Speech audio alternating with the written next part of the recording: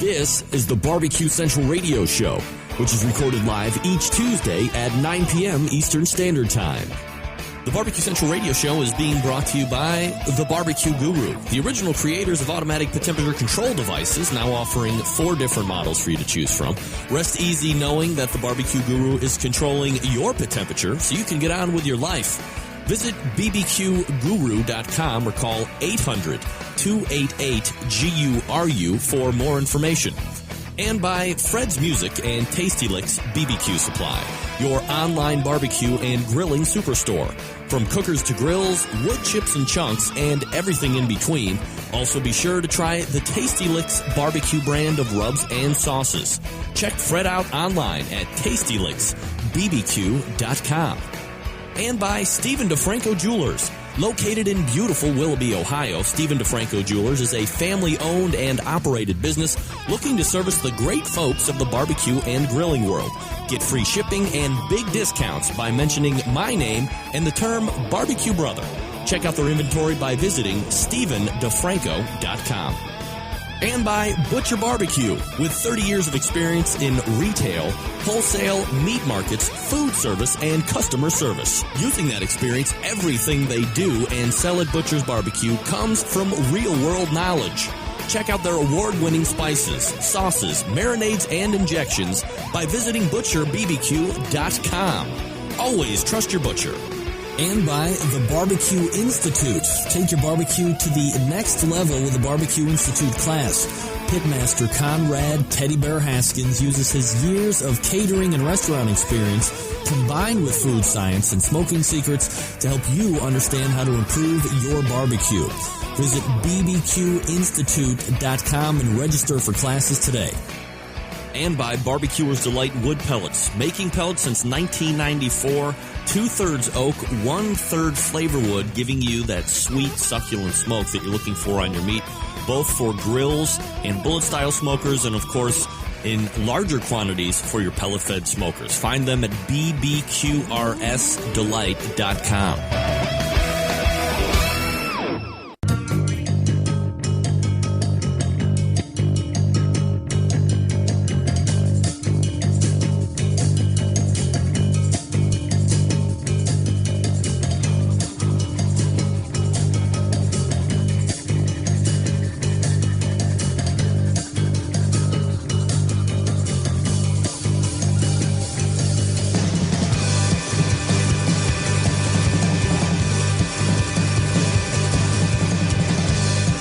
Live from Cleveland, Ohio, it's the Barbecue Central Show. All right, kiddies, here we are. Back at 'em for a big edition of the Barbecue Central Show. Tuesday. This is the show that talks about all things important in the world of barbecue and grilling. Originating from the Rock and Roll Hall of Fame city of Cleveland, Ohio, via the Barbecue Central Radio Networks, a wide and vast sweeping network that has taken a strong hold onto the internet. You can find the show right here, thebbqcentralshow.com. You can find the video feed on outdoorcookingchannel.com, which is where the chat room is. You can find the show in replay on Stitcher, on Zenocast, on iTunes. You can find archives on the Barbecue Central Radio Network homepage and on iTunes as well. You can get the live feed through iTunes in the radio section if you want to. If you are not making at least 1/4 of an effort to find this show, you're not really trying at all, are you? And that's pretty much on you. Nothing I can do about that. Great show lined up for you, as always. I'm your program host, Greg Rempe. Happy to have you. If you want to jump in on the show tonight, take part in it, you can do it one of two ways. 877-448-0433 is the number to call if you want to get in touch with the show via the phone lines. My dime, 877-448-0433. Or you can email the show if you want to, Greg at thebbqcentralshow.com. If you're watching the live video feed, I would encourage you to go ahead and take part in the chat. That's another way to interact with the show. Other watchers of the show, also, depending on how closely I am watching the show, watching the chat room, I might be able to mix in some of your questions or answer some of your questions as it relates to what is happening on the show kind of live. So it's a little interactive in that way. Here's what's happening on the show tonight, coming about 12 minutes from now. Heath Hall from Pork Barrel BBQ, 35 past the hour of 9 o'clock. It's a maybe. It's a game time decision. It could be Dave Bosca from Butcher Barbecue. Second hour, 10:14, first timer to the show, and I know a lot of people have been waiting for this interview. Robert Rainford, he is a renowned griller. He's got a new book out called Born to Grill, so we're going to be talking to him a little bit about that, of course. And then background. How'd you get into grilling? He's got kind of a unique history to himself, being born in Jamaica, and then I guess that would be immigrating into Canada, so we'll see how that all went for him and kind of how he was brought up amongst the smoke and the flame and all the good stuff. And then helping me close out the show, 35 past 10 o'clock Eastern Standard Time, Fred Bernardo of Tasty Licks Barbecue Supply barbecue team. Took a big fifth place this past weekend at Green Lane, Pennsylvania, I believe, was the competition. So we'll talk to Fred about that. Plus your phone calls and emails if you want to do it, 877-448-0433. All right, Survey Tuesday questions. Here we go. Question number 1. Pay close attention to the wording, as I'm about to say. What did you get your mom for Mother's Day? Question number 2. Do you buy or do you make your own rubs and or injections or both? Question number 3.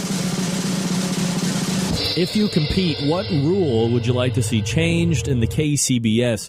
If you keep up with the minutes of the KCBS meetings, like sometimes I do when I'm looking for scores that had happened with other competition cooking teams in the past weekend, you'll find every once in a while up in that left-hand corner, which is like the news portion of the internet site, kcbs.us, minutes, quick notes of this board meeting. I believe there was an attempt to remodify Rule 10, which was the parting of pork, being able to return it back to the cooker within the half hour prior leading into turn-in, just to warm it up. I don't necessarily think that's a bad idea.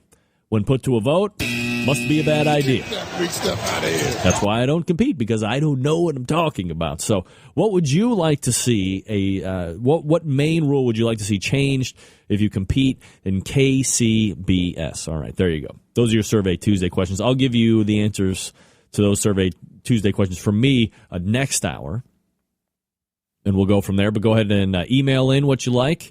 You can also go ahead and give me your answers right here on the chat room as well. Don G has made it in tonight. Don, what's up, buddy? Last week, you would recall that I had pitmaster Ryan Newstrom, who had just announced, let me scoop the fact that he was going to be bringing another potential pitmaster into the world. But moreover, he had amassed, just going into the interview last week, 2 wins in a row, 2 grand championships in a row. And now, regular listeners hear me talk about this all the time when I have people that are on hot streaks. I say, look, you come into the show. First time in, karma attaches. And if you go back and listen to what I told him, I said, you have to believe that, wherever you're going to be at, you're just going to win. It's a foregone conclusion. Go ahead and notch up number 3 grand championships in a row. If you were following Big T's Q Crew, you notice they took their 3rd grand championship in a row. This is no surprise to your less than humble host, but look, if you come on the show and you do right by the show, a big believer in the karma never fails. Show me an instance where I have given karma to any type of competitor or person in business or whatever the case may be, and within a week's time or 2 weeks' time, something hasn't boomeranged around on them, and they are now achieving wild levels of success. Ryan Newstrom and the rest of the team at Big T's Q Crew, now the newest recipient of the Barbecue Central radio show Karma, winning their 3rd grand championship in a row. Two in as many weeks, I believe. I believe there was a little bit of a layoff from the first to the second, but he won back-to-back weeks, back-to-back championships. So I would imagine it goes without saying that the next competition that Ryan goes into now is probably in his head. He's probably like, I think I probably got a really good shot to win this thing. I'm just going to mail this one in, right? No need to worry. Well, probably not. But luck is on his side, so congratulations to Ryan and the team over at Big T's Q Crew on the 3rd win in a row, a grand championship, and again, the karma never fails.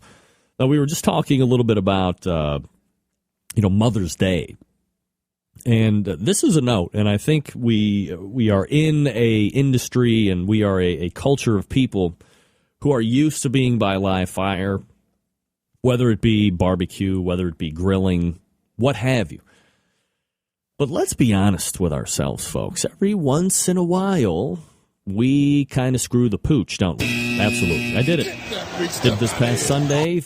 Was making homemade pizza on the Bubba Keg, which is one of my most favorite vessels to cook on. I'm not sure exactly what happened with that whole cooker thing, and it's been sold like 2 or 3 different times. I believe it is now, on my face today. What does that mean? Am I not on the air? Jeez, Pete, Kevin, what are you talking about? Am I not on the air right now? Guys, can you see me? No? We good? All right. Kevin, I'll leave that note between you and me. Don't worry about it. Oh, if you can see me, I apologize. Don't worry about it. My bad. I got the cooker evidently too hot. I had the pizza. I didn't think you could overheat a pizza stone. And granted, we're bigger fans of the thin crust pizza here in this house. So I prepped some chicken, prepped some red pepper, seasoned it nicely, did a little saute, and then spooned the sauce on the crust. Pre-made crust. I don't make my own. That's bull crap.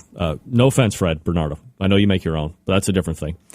And then, had everything set and put it on there and walked away for like literally 2 minutes, and it was cooking about 650 degrees. And the bottom, El Scorcho. Get that big stuff out of here. So we continue to realize that even when we consider ourselves much better than the standard public, the novice, the intermediate, that we too can make changes. Or that we too can make mistakes, and we have to eat those mistakes a little bit and then try and figure out exactly where we went wrong so we don't make that mistake again. That's why we make logs. If anybody ever wants to get a barbecue log, Stephen DeFranco, sponsor of the show, submitted to me through DVD. So all I need to do is copy it onto the tower. Go ahead, email me that you want this spreadsheet that he makes. Does he support gun rights? Don G, do bears crap in the woods?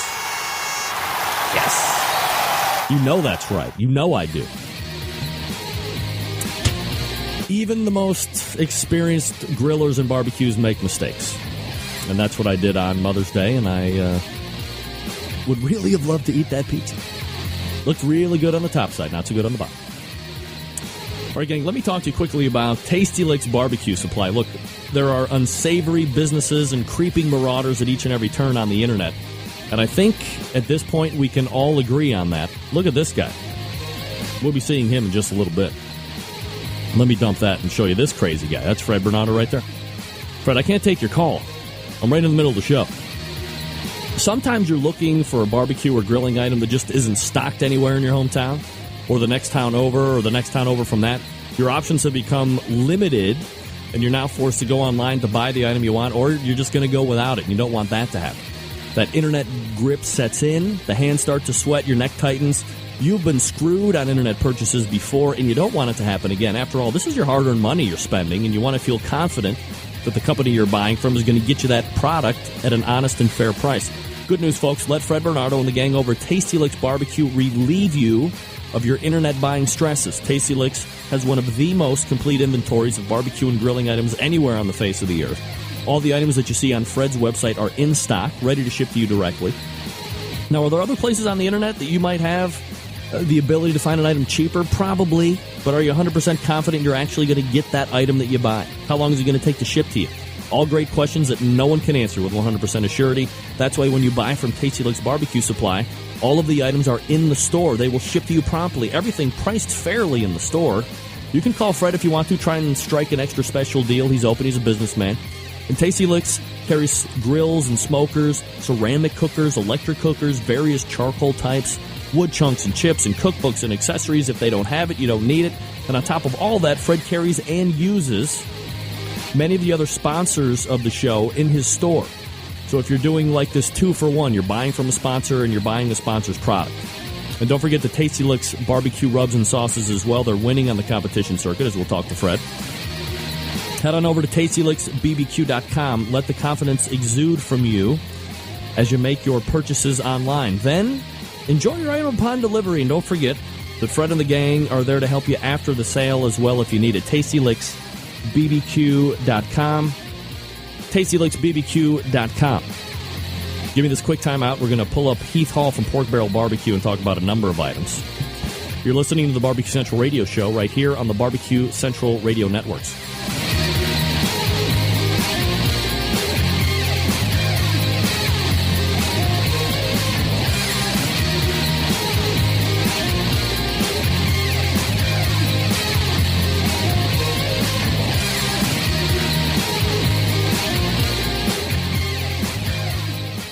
Broadcasting live from the Barbecue Central Radio Network studios in Cleveland, Ohio. You're listening to the Barbecue Central Radio Show. Once again, here's your host, Greg Rempe.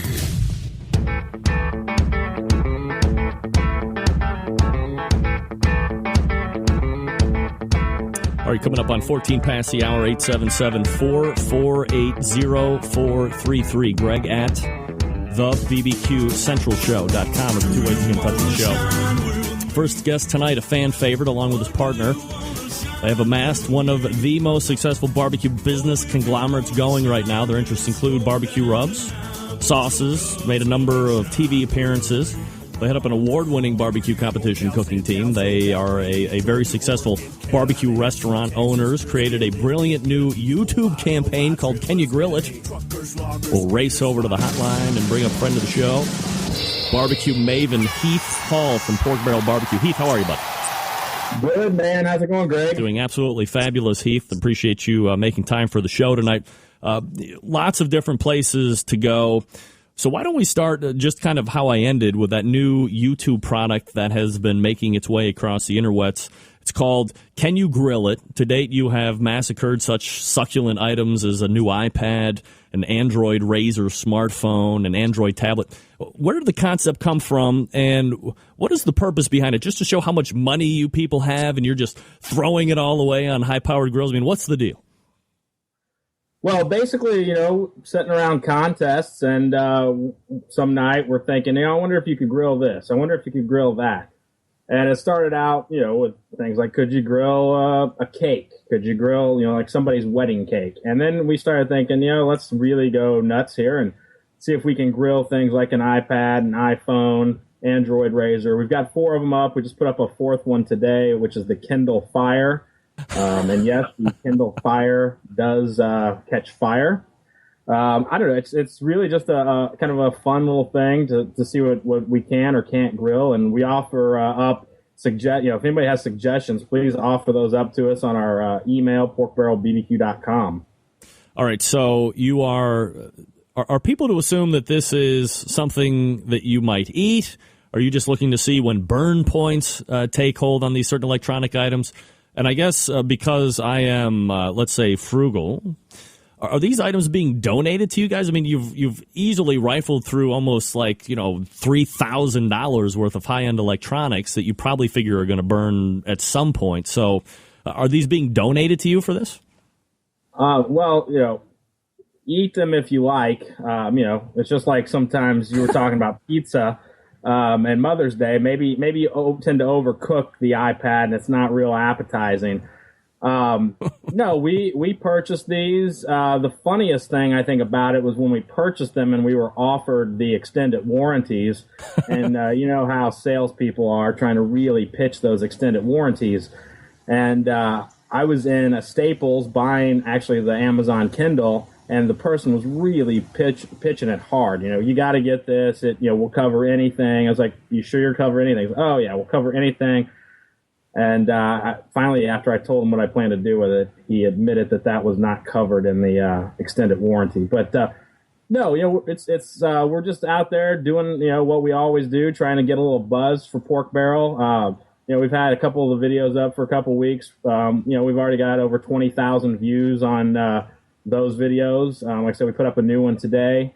It's really a kind of a marketing scheme as we're doing all the time with things like Q, and just trying to get people aware of what we're doing and having some fun and trying to use a little kind of guerrilla marketing. Yeah, so here we go. I'm kind of, as you're talking, I'm playing without any sound. Can you grill it? These look very professionally done. It's no surprise that both you and Brett are very comfortable in front of the camera because you've had a lot of experience in there. But it comes off very natural and almost like you are trying to put one over on the viewer. Is there a particular, we're watching the iPad here, is there a particular item that you have tried to grill that you have found particularly fascinating? I will tell you that I think the best one that we've done so far, which we haven't put out yet, is the iPhone. I think that's going to be particularly interesting. I will say this. If you're an Apple user, congratulations. You have the most heat-resistant electronic products that we've tested anyway. The Apple, you can't really see it because of the sunlight, but we actually had them on during the grilling. And the Apples really were up for several minutes before they malfunctioned, whereas some of the other ones, like the Samsung tablet, that thing was engulfed in flames within probably 25 seconds. So I'm not suggesting that you take your iPad to the grill tonight, but if you happen to, you probably have about 1.5 to 2 minutes before it's totally screwed. Yeah, so we're looking at right now the iPad, the new iPad, fully engaged in flame. It looked like the housing split apart pretty quickly after you set it down. It looked like also that you are using Kingsford briquettes. Does this give you some extra points advantage during that Kingsford competition that's going on this year? I sure hope so. I mean, I haven't seen anybody else come close to doing, things with electronics with Kingsford that we have. So I'd really like to think that we might receive one of those big checks for, tablet, the category of maybe smartphone. We'll just have to see what Kingsford thinks. But I tell you, Kingsford does a great job with electronics. Well, evidently, and we're just kind of seeing the finished product now. Looks like it's went from a white iPad to an all-black iPad all the way around with just hints of white left on it. So looked like it took some color from the smoke, charred very well, good grill marks. Some of the fat had rendered out, as you had mentioned. That's the fat cap of the iPad. Yeah, correct, the fat cap of the iPad. So all in all, it looked like this one was very successful for you guys. Did you hit it at all with that All-American rub before you put it on? We debated whether to do that, and we didn't. And that's been one of the biggest comments we've got is, why didn't you sauce it? Why didn't you season it? And, we've got another round that we're about ready to go to. I will kind of tease them a little bit. They're not all going to be electronics. We've got other products besides electronics. Again, if you have ideas, send them our way. We're having some fun with it, and, want your input. So let us know. All right, so that one is receiving 5 flames. So the iPad was pretty much a winner right out of the box, 5 out of 5, right? Terrific. Yeah, like I said, good 2 minutes almost before it really died on us, whereas the other ones, you're talking 15, 20 seconds, they were gone. So whatever Apple is doing, they certainly must be grill testing them to get that nice 2-minute window in there for you to pull it off. Heath Hall from Pork Barrel BBQ joining me here on the show. PorkBarrelBBQ.com is the website. Did I read that you and Brett were able to make a return trip back to the Shark Tank, or what was that all about?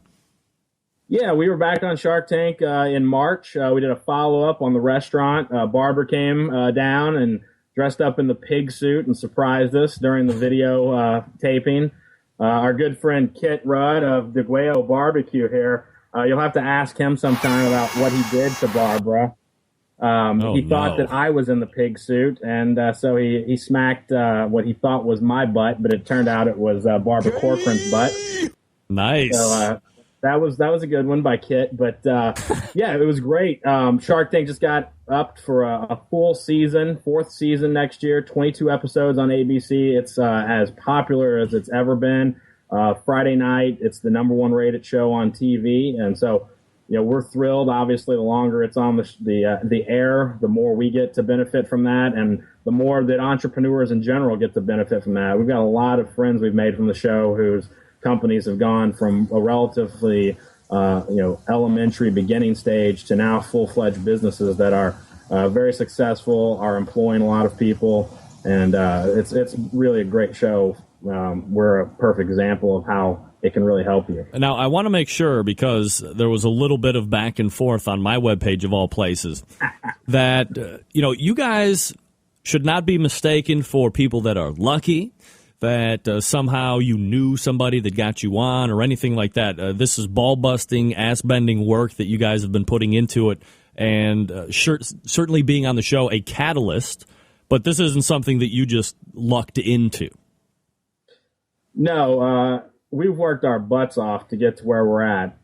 Shark Tank, without question, moved us down the field a lot quicker than we would have moved without it. But to get on the show, we had already developed a very large following on Twitter, and that's how they found us. The producers found us through our social media presence, which we'd worked really hard to get, and they invited us to come out on the show. And since then, we've worked our butts off. We went from a fairly, rookie-ish barbecue competition team where we weren't all that great to, last year, we were finishing in the top 10, top 5 in a lot of contests, won 2 GCs, got invited to the Jack. We've only cooked one comp this year, the big contest out in Vegas. We took 3rd place overall of 111 teams, first in pork. This weekend, we start really our big competition push. We'll be in Middletown, Delaware, cooking the Middletown Barbecue Cook-Off, and we've got about 20 to 25 contests coming up after that. All right, and so then, we got the restaurant, which anybody that's done a restaurant, whether it's barbecue or anything, knows exactly how much work that is. And we're really excited with the product that we've put out there. Food and Wine Magazine, in their June issue, named us one of the best new barbecue joints in the United States, which we're really excited to have that honor. It certainly helped us, but it has not been the catalyst. It's kind of been the assister to us just working our tails off. We're working 7 days a week. I actually just quit my job, and I'm now full-time with Pork Barrel. Before that, we were both working day jobs in addition to this. So it's really just a lot of hard work. We've, a lot of great people have been instrumental in helping us along the way, and one of those has been Shark Tank. You've been one, too. You've been very kind to us. Well, and you also just blew like 2 of my questions. Get that big stuff out of here. Your incessant talking has killed my segues. Ask him again. Now, look, I talked to Melissa Cookston last week on the show, and it wasn't the normal Gabby session that we have where she just kicked a bunch of teams' asses at a competition. She's opened the Memphis Barbecue Company along with John Wheeler from Natural Born Grillers, and we were talking about how much work now she had or has 25, 30 years between her and Pete in the restaurant business, some form or fashion. It's the first time, I think, owning her own. Right. But as you are able to evaluate, you've been open for a number of months now, you're getting accolades. How is the business going for you guys right now? Are you turning profits? Have there been hidden pitfalls that you've had to encounter and overcome? Because the restaurant business, from all accounts, one of the most easily to fail at and then costly if that happens. Yeah, we had a lot of our pitfalls before we even opened. It took us close to 2 years to get open. Some of that was, being new to it. Some of it was the neighborhood had lots of questions about, barbecue and smoke in the neighborhood. Some of it was things that were out of our control, like a steel shortage for a couple months where we couldn't get the structural steel supports that we needed. So we really had a rough go of it to get it started. But since we've been open, we've really been on all cylinders. We've got a great staff. Brett and I are not always in town, and we've got our partners Mike Anderson and Bill Blackburn, who are really doing a lot of the day-to-day operations. We've got just a great team that you never know when you're hiring a new staff how they're going to gel together. Right. And for the most part, I couldn't have asked for anything better than what we've got. We're doing 2 to 3 times the business that we had originally anticipated when we were kind of looking forward to the first year. We are turning a profit, so to speak. All the profit we're making is going back into the costs that we incurred to build the facility. Mm-hmm. But I invite anybody that's in the DC area to come in. If Brett or I aren't there, ask to see Bill and or Mike Anderson. and we'll take good care of you, and hopefully you'll enjoy it. We just had Diva Q down about a month ago, a little less than a month ago, and she had a real nice review on her website, and hopefully we can give the same kind of hospitality to the rest of the barbecue community. Heath Hall joining us here on the show. PorkBarrelBBQ.com is the website if you want to check out what all their interests are. Now, we've kind of mentioned it around about here during the conversation tonight, but, you guys have a lot of diverse interests, that being you and Brett. You two comprise the award-winning Pork Barrel Barbecue Competition cooking team. You took third earlier this year in Las Vegas. You've won a number of awards since you guys have actually hit the circuit, Heath. As you look back, are there one or two that stick out to you guys that stand above the rest? Yeah, that's an easy one for us. I think the two would be the first real big thing we got was Men's Health Magazine naming us the best barbecue sauce in the nation and one of the 125 best foods for men. That was just great on a national level. We got a lot of great exposure nationally from that, and really, assists us in getting out there and selling the product to stores. But probably the biggest thing was last year winning our first GC here in our own hometown of Washington, D.C. at the Safeway National Capital Barbecue Battle. It was the very first contest that we cooked as Pork Barrel Barbecue back in 2009 here in our home. Being able to bring home the first GC was awesome. Lots of great teams there. You had Myron there. You had Tuffy, QOw, Jacked Up, Serial Griller, just a ton of great teams.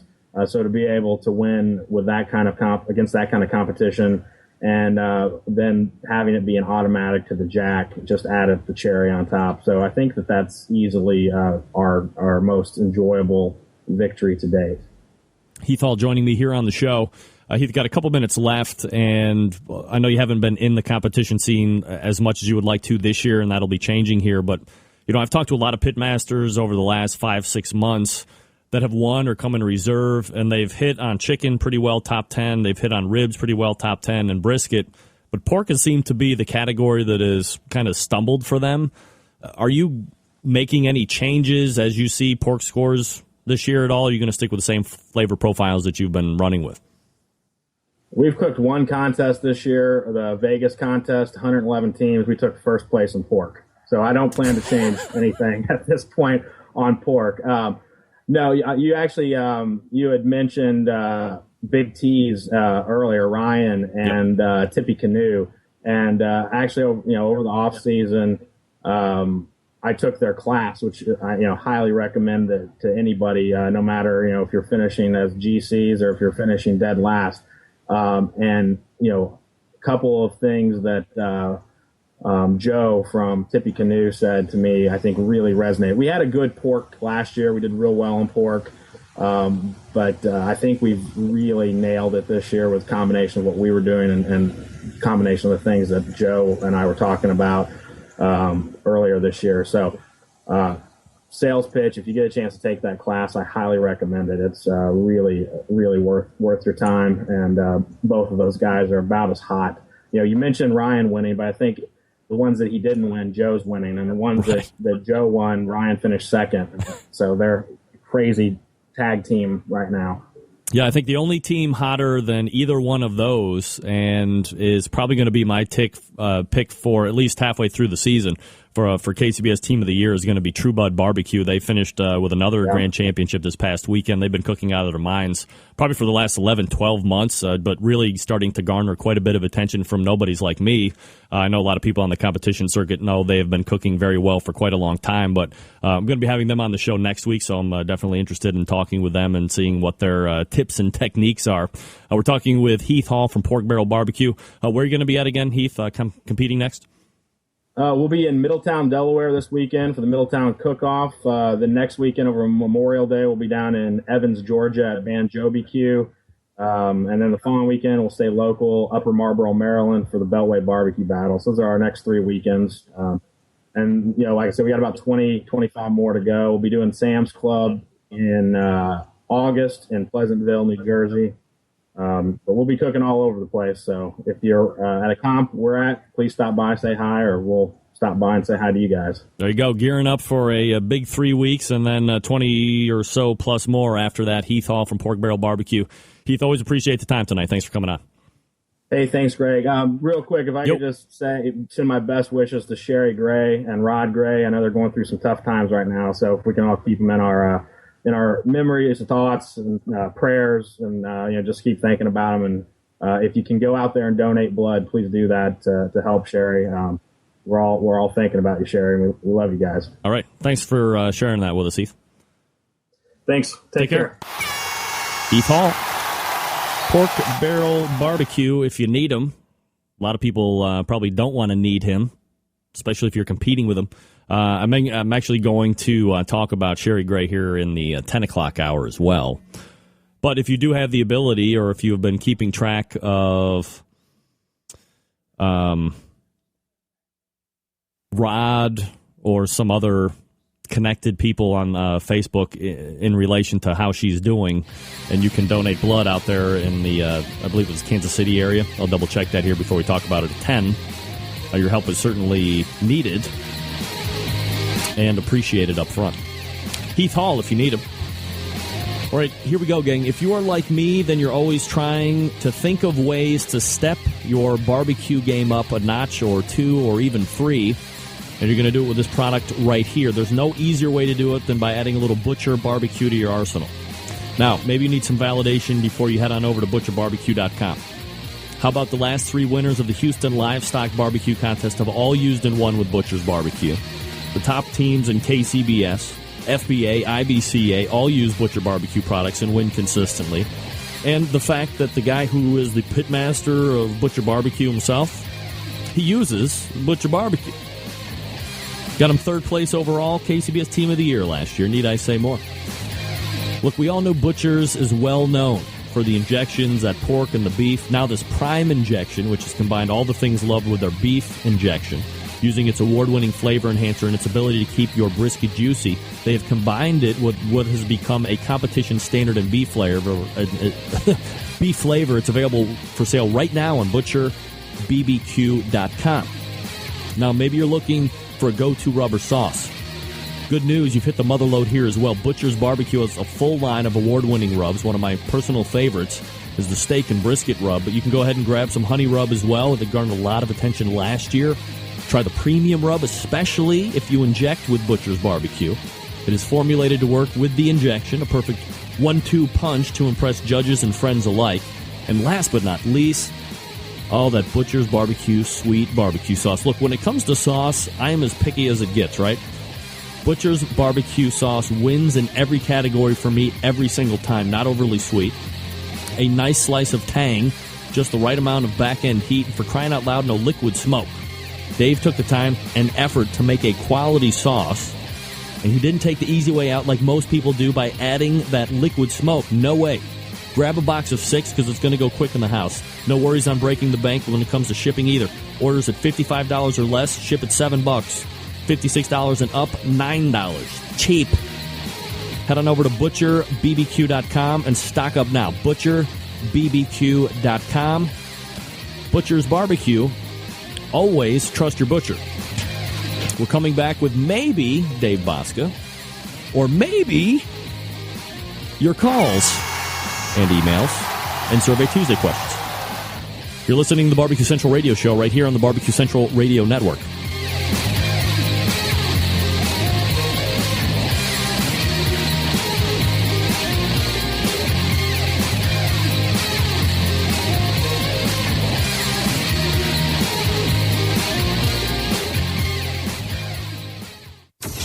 Get in the smoke. Call 877-448-0433 to get on the air. Now, here's your host, Greg Rempe. Big B, Moonshine Band, Suburban Boys Records. Let's go! I'm an outlaw. Give me 2 shots. We don't need a radio. Bring a jukebox for my outlaws. Bring me 3 shots. We can raise hell before the beat stops. I'm a whiskey drinking SOB. If you don't like that, then you won't like me. I'm an outlaw. I said I'm an outlaw. Welcome back. 37 past the hour. And we race over the hotline. The guy who made room for me tonight, which I certainly appreciate. We race over the phone line. It's Pitmaster of Butcher Barbecue, Dave Bosca. Dave, how are you, buddy? Hello. Dave. Hello. Dave. Hold on a second here. Thank you. I swear I just had him here. Hold on one second. Let me line. What line is it? 2? All right. Let me try it again. Pitmaster of Butcher Barbecue, Dave Bosca, joining us here on the show. Dave, welcome to the show. Dave. Dave. Hello. Is this thing on? Hold on a second. I think I got the wrong one. Line 3? All right. Dave, how are you? Dave, hello. Oh, boy. Well, the bottom line is this. There is not going to be Dave Bosca. It's all right.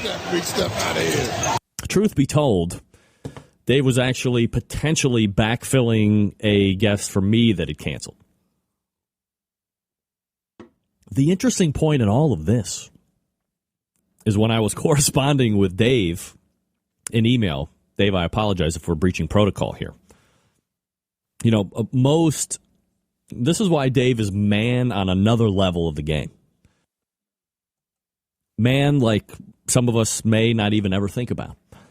Because when he was emailing me, telling me why he might not be back in time for this segment, it's because his wife was dragging him to go get a new mayor.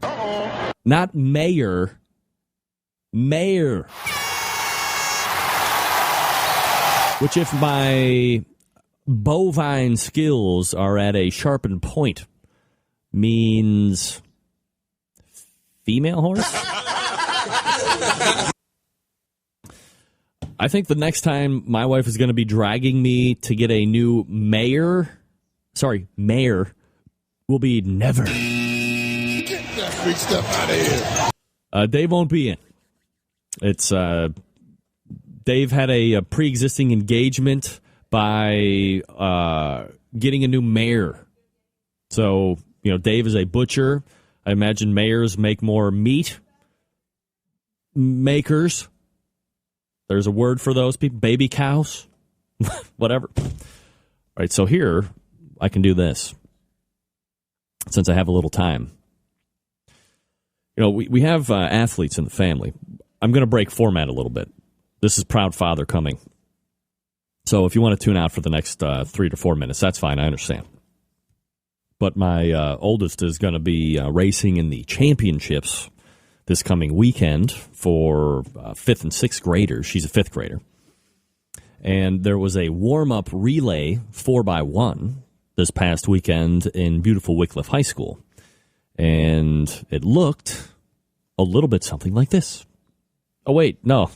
That's Dave. Sorry, Dave. Looked a little something like this. All right, so we're in the maroon up there in lane 5. That's wee Megan Liddy, who is really fast. You can see she's put on a sizable lead. 15 to 20 lengths. I almost want to do the old Tom Durkin call.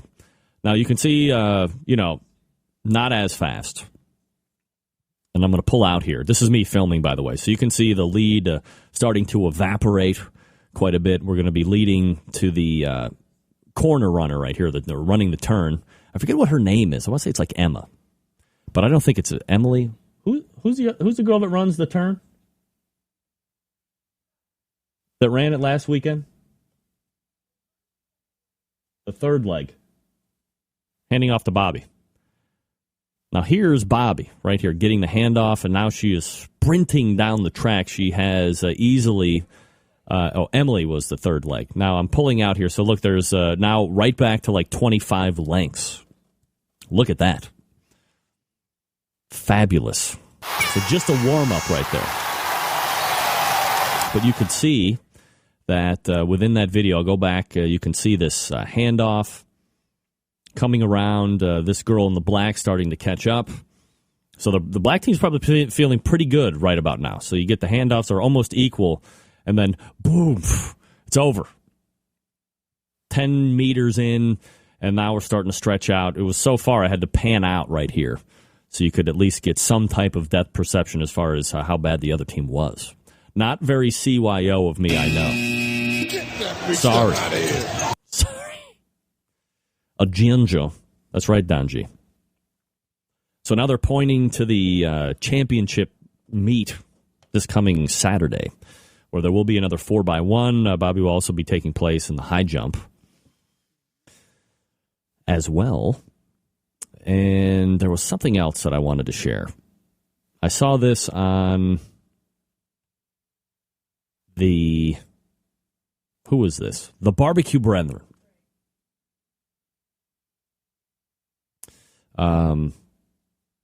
And this was, I don't know if you people look at the Barbecue Brethren at all, but it is a forum where people can go and talk about all things related to barbecue. One of the best forums out there by far.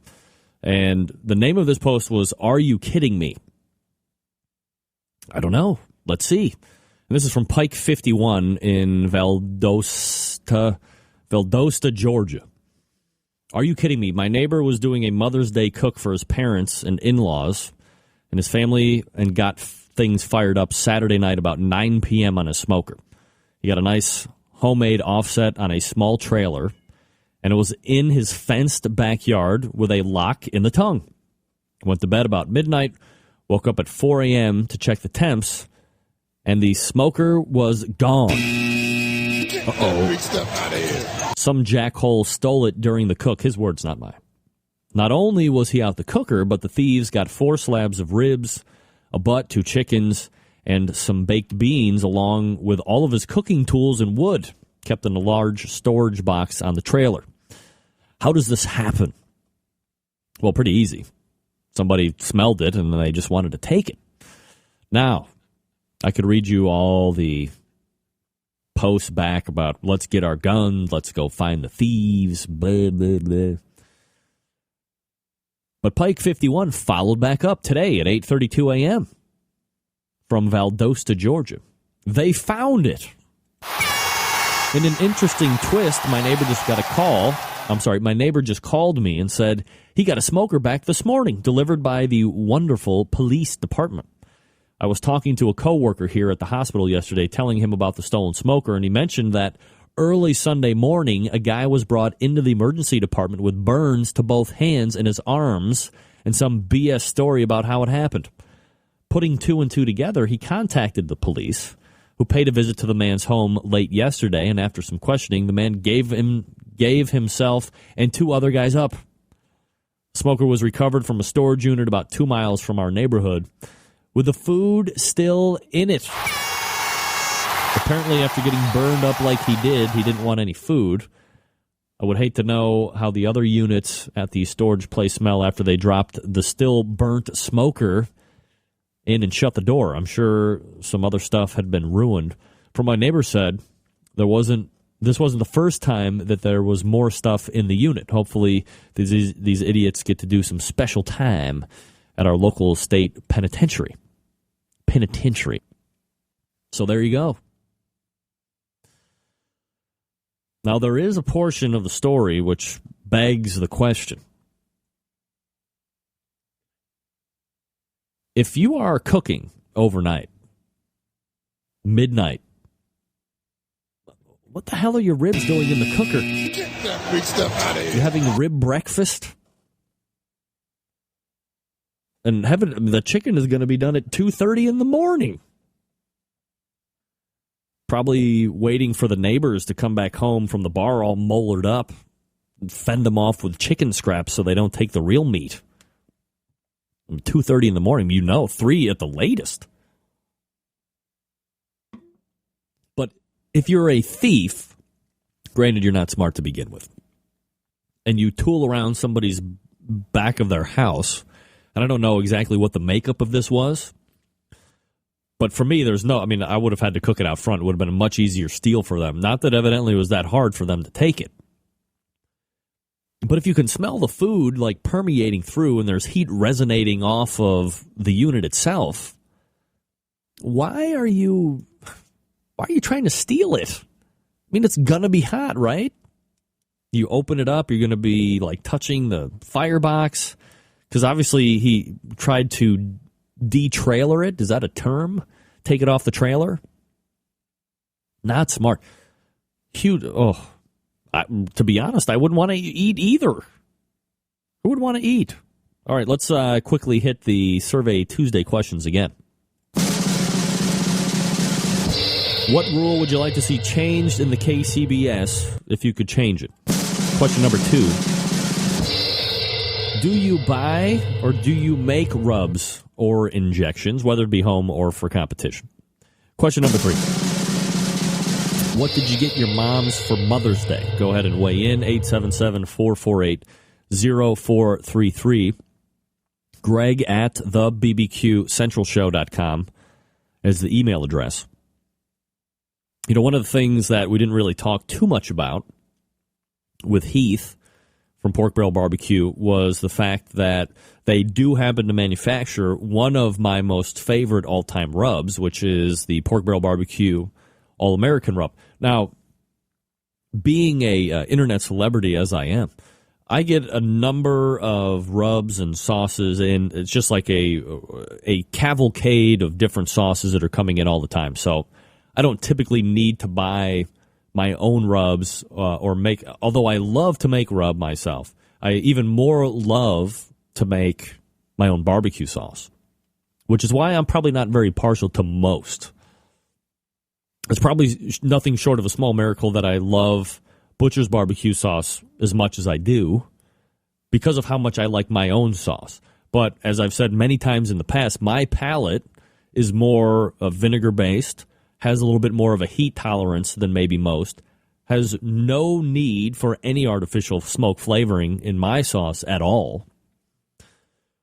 But if you take a look at the consumer market for sauce, there are a lot of sauces that put natural flavoring or liquid smoke in it.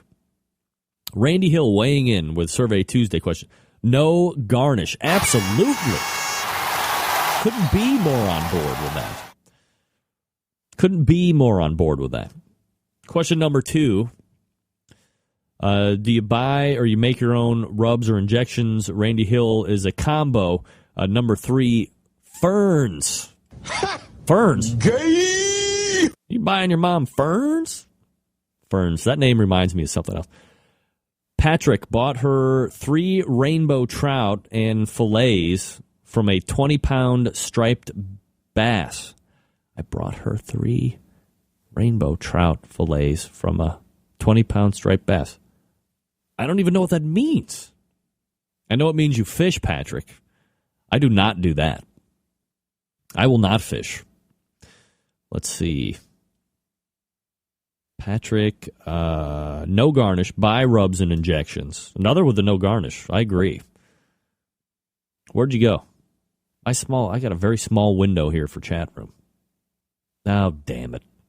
There you go. Card and caught them a fish. What's with you guys in the fish?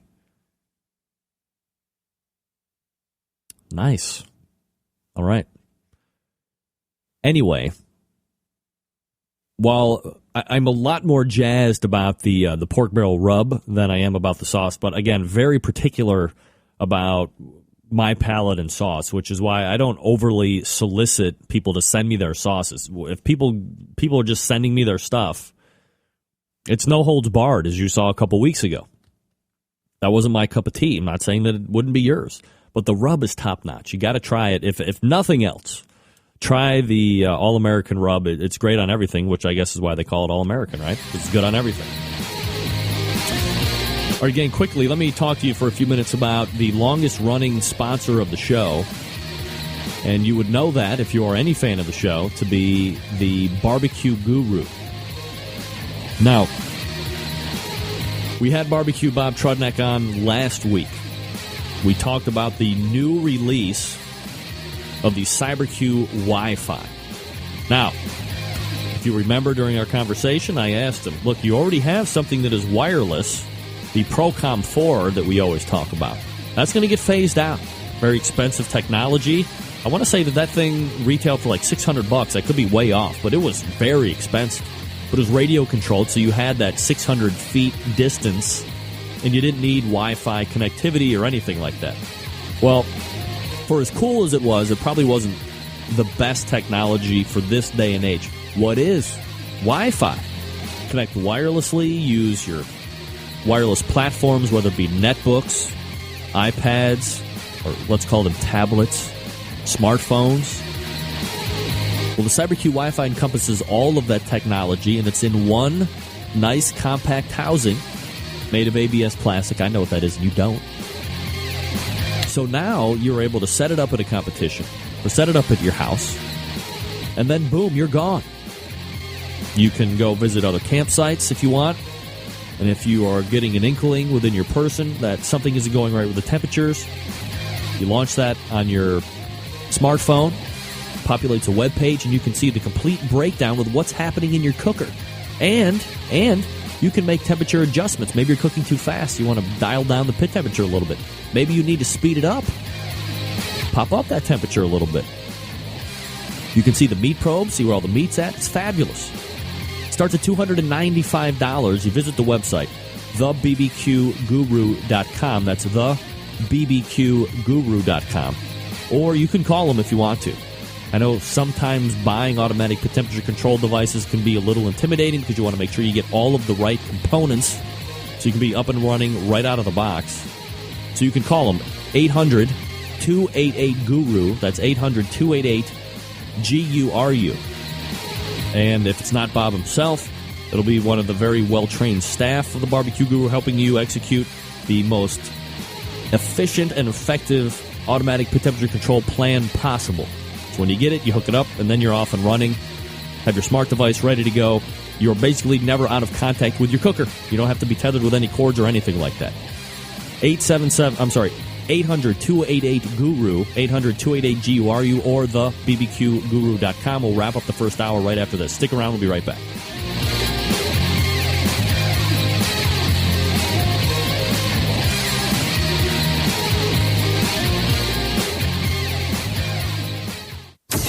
Big name interviews, advice on cooking brisket and ribs, and the only host willing to share his honest opinion on all things important in the world of barbecue.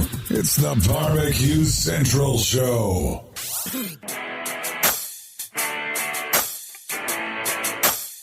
Who would have thought this music thing was going to go this far? I never asked for this. I never asked for this fast living, the women, the whiskey, craziness. There's whiskey in my soul. All right. I've been drifting down that moving stuff back on the TV here. I've got about 3 minutes before we get to the top of the hour. So let me do this. Let me bring you up to speed where Rod Gray is. Update on wife Sherry. Rough road. Not out of the woods yet. Today is a good day after a couple of really crappy days, it bears reporting. Today, the nephrologist announced that Sherry will have apheresis every other day instead of daily. Her dialysis is now every other day, but not because things are getting better, rather because typically dialysis patients only receive treatment every other day. She's been hardwired to a machine for 8 hours a day, so this is a welcome change. Sherry is still in complete renal failure. The doctors tell us kidney function is the last to return. We have been waiting to test results from Mayo, and they came today and were good news. Her nephrologist has a call into the country's foremost authority on TTP-HUS to confer on his course of treatment. We have our fingers crossed for complete kidney recovery. Sherry remains alert, cognizant. She takes laps around the hospital wing floor and loves the lemon Italian ice from the room service. Despite some frustration over the length of her illness, she remains positive, focused on her recovery. Until you are better thanked, please accept my appreciation for all you've done. Your words of encouragement, cards, flowers, gifts, texts, emails, calls, visits are all working. And I don't want this to be all about me, but those that know me know that I'm stuck at accepting help. I am honestly trying to be better. Sherry will be here into the weekend, and I will post another update when there is content worth reporting. So, very good. Trust me, that news could have been a lot worse. And let me give you a little bit more here. For those people in the Kansas City area wanting to donate blood, contact the Community Blood Center, 4040 Main Street, Kansas City, Missouri, 888-647-4040. That's 888-647-4040 to make arrangements for your donation. And they have an honorarium account set up in the name of Sherry Gray. Your blood type does not need to be the same. For those outside the KC area, there is a link on Rod Gray's website. But again, if you are Kansas City, Missouri local, 4040 Main Street, Kansas City, Missouri, 888-647-4040 to make arrangements for your donation. If you can do it, if you can get out there, and you know Rod would appreciate that. I mean, he's done a lot for the barbecue industry as a whole, that team, and Rod himself. So if you can get out there, absolutely. Get out there. Help out. All right, we're pointing to the second hour. We'll recap, give you some second takes. We'll go over Survey Tuesday questions again. And then we have Robert Rainford coming up at 14 past the hour of 10 o'clock. Smoking guitar player Fred Bernardo at 35 past 10 o'clock. We're coming back with the second hour. You're listening to the Barbecue Central Radio Show right here on the Barbecue Central Radio Networks.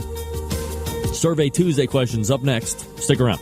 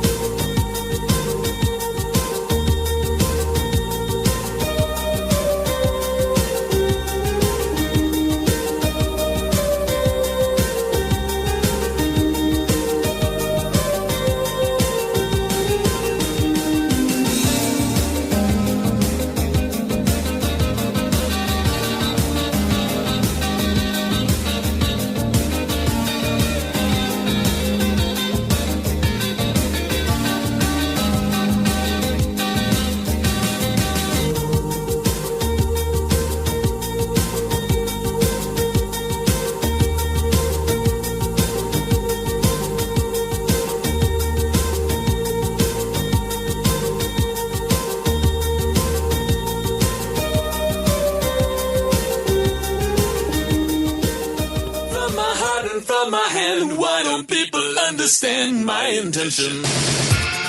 Happy to have you aboard here for the really big barbecue show.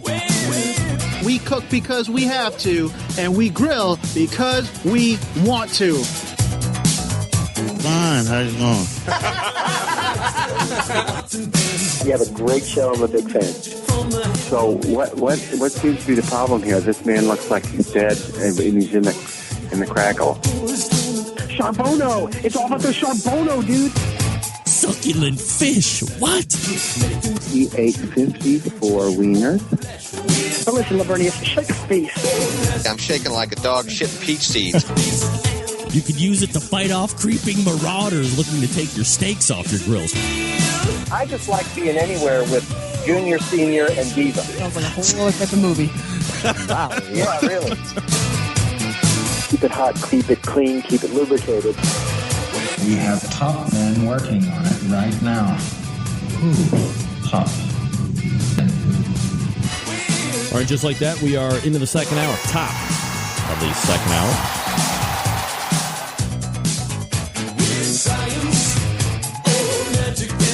Let's go ahead and quickly review the Survey Tuesday questions. Question number one. What'd you get your mom for Mother's Day? Question number two. Do you make or do you buy your rubs or injections? Rubs and injections. Question number three. What rule would you like to see changed in the KCBS?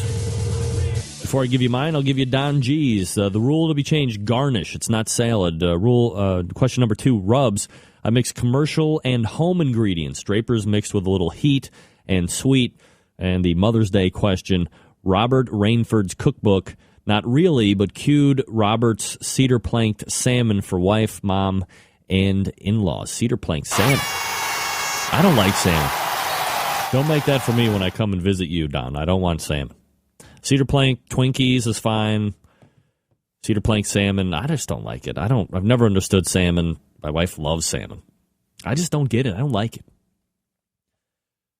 Got my mom a gift certificate to Kohl's, because if you're not Kohl's, you're not shopping. Get that free stuff out of here. They take stuff back. You don't need a receipt or anything. Love Kohl's. That's where I got my new work shoes. Awesome. I do not make my rubs or injections. Free stuff out of here. As they say in the world of being popular, I have people for that. I just happen to get a lot of rub in and a lot of sauce in. Now, I do make my own sauce if I'm having a party, but I will also use a Butcher barbecue sauce as well, because I love that. What rule would I like to see changed in the KCBS? I mean, I've always been and I'm not going to become a hypocrite now. I've always been a huge proponent of changing the garnish. And here's what it is. Because there is a little misconception here from some of the answers I've been getting. There is no rule that says garnish has to be in the box. It's optional. It's listed as optional. So what I would like to see in that regard is have it put in as a rule, or have it be written that you are not allowed to have any garnish. But as it sits right now, it continues to wallow away in what is barbecue purgatory. It's optional. But you know damn well, if you're competing and you don't garnish your box, you're screwed. You're not going to sit here and tell me that you won a grand championship at a KCBS event. You didn't garnish one box. Bull.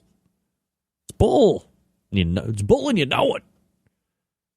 So I would like to see it either put in the rules as, yes, absolutely 100% you have to garnish, and it's got to be with this, and it can't have red tip lettuce or whatever like that. Or no garnish allowed. Don't even think about it. But to continue to just live in barbecue purgatory like that, when you know damn well you're going to do it, quick, everybody. Would you ever not garnish a box at a KCBS event? And if you do it, you're lying. Get that free stuff out of here. Diane, you're right. That was my second. That was like 1B for me, was this whole pork parting. I mean, you can't return the parted pork back to the cooker in half an hour before you turn it in to warm it up? Last time I checked, lukewarm or worse pork doesn't feel right in your mouth. Couple programming notes. In case you missed it, I was a guest on the Sam Livecast this past Thursday, and it was a wild success by all accounts. It's on my website. Just my interview was on the website, not the whole hour show. If you're not familiar with the Sam Livecast, I've had Sam Zion on the show, I think it was towards the end of February of this year. And he's got a show that happens 3 times a week, Mondays, Wednesdays, Thursdays. They shoot live from his house, from his kitchen, and sometimes ridiculously awesome patio at 6 p.m. Pacific. So that's 9 p.m. Eastern Standard Time, and then in between make your own time zone adjustments.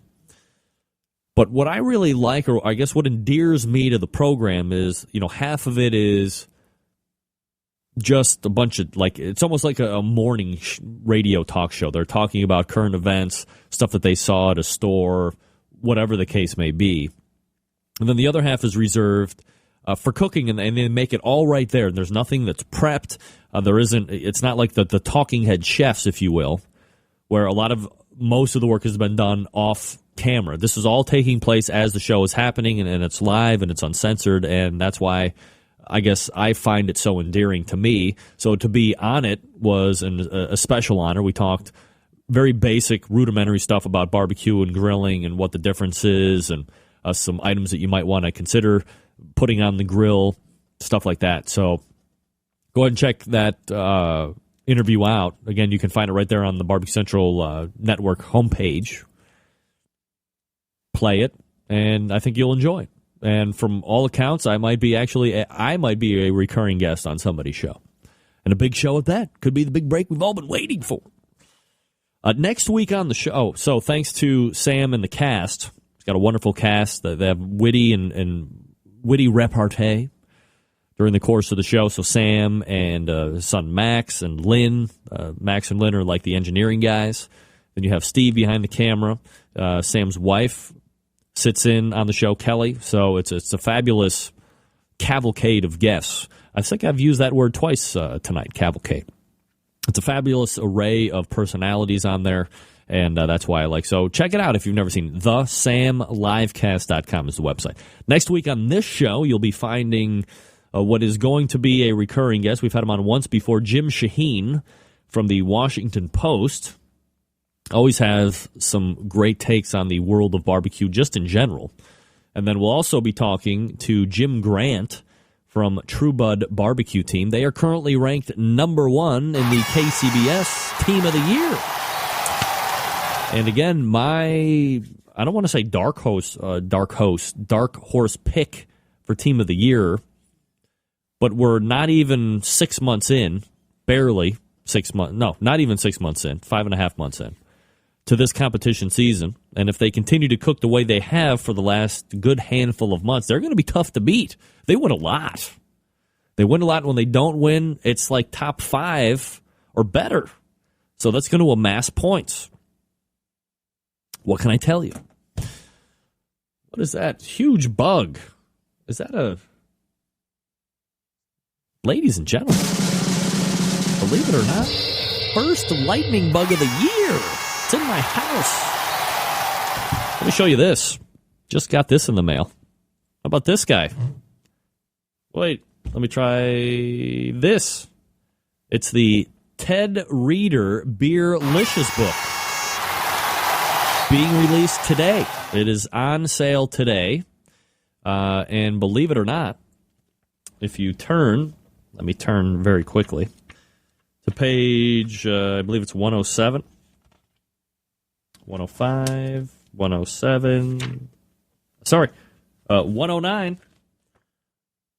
Look who's in 109. Greg Rempe's Drunken London Broil, ladies and gentlemen.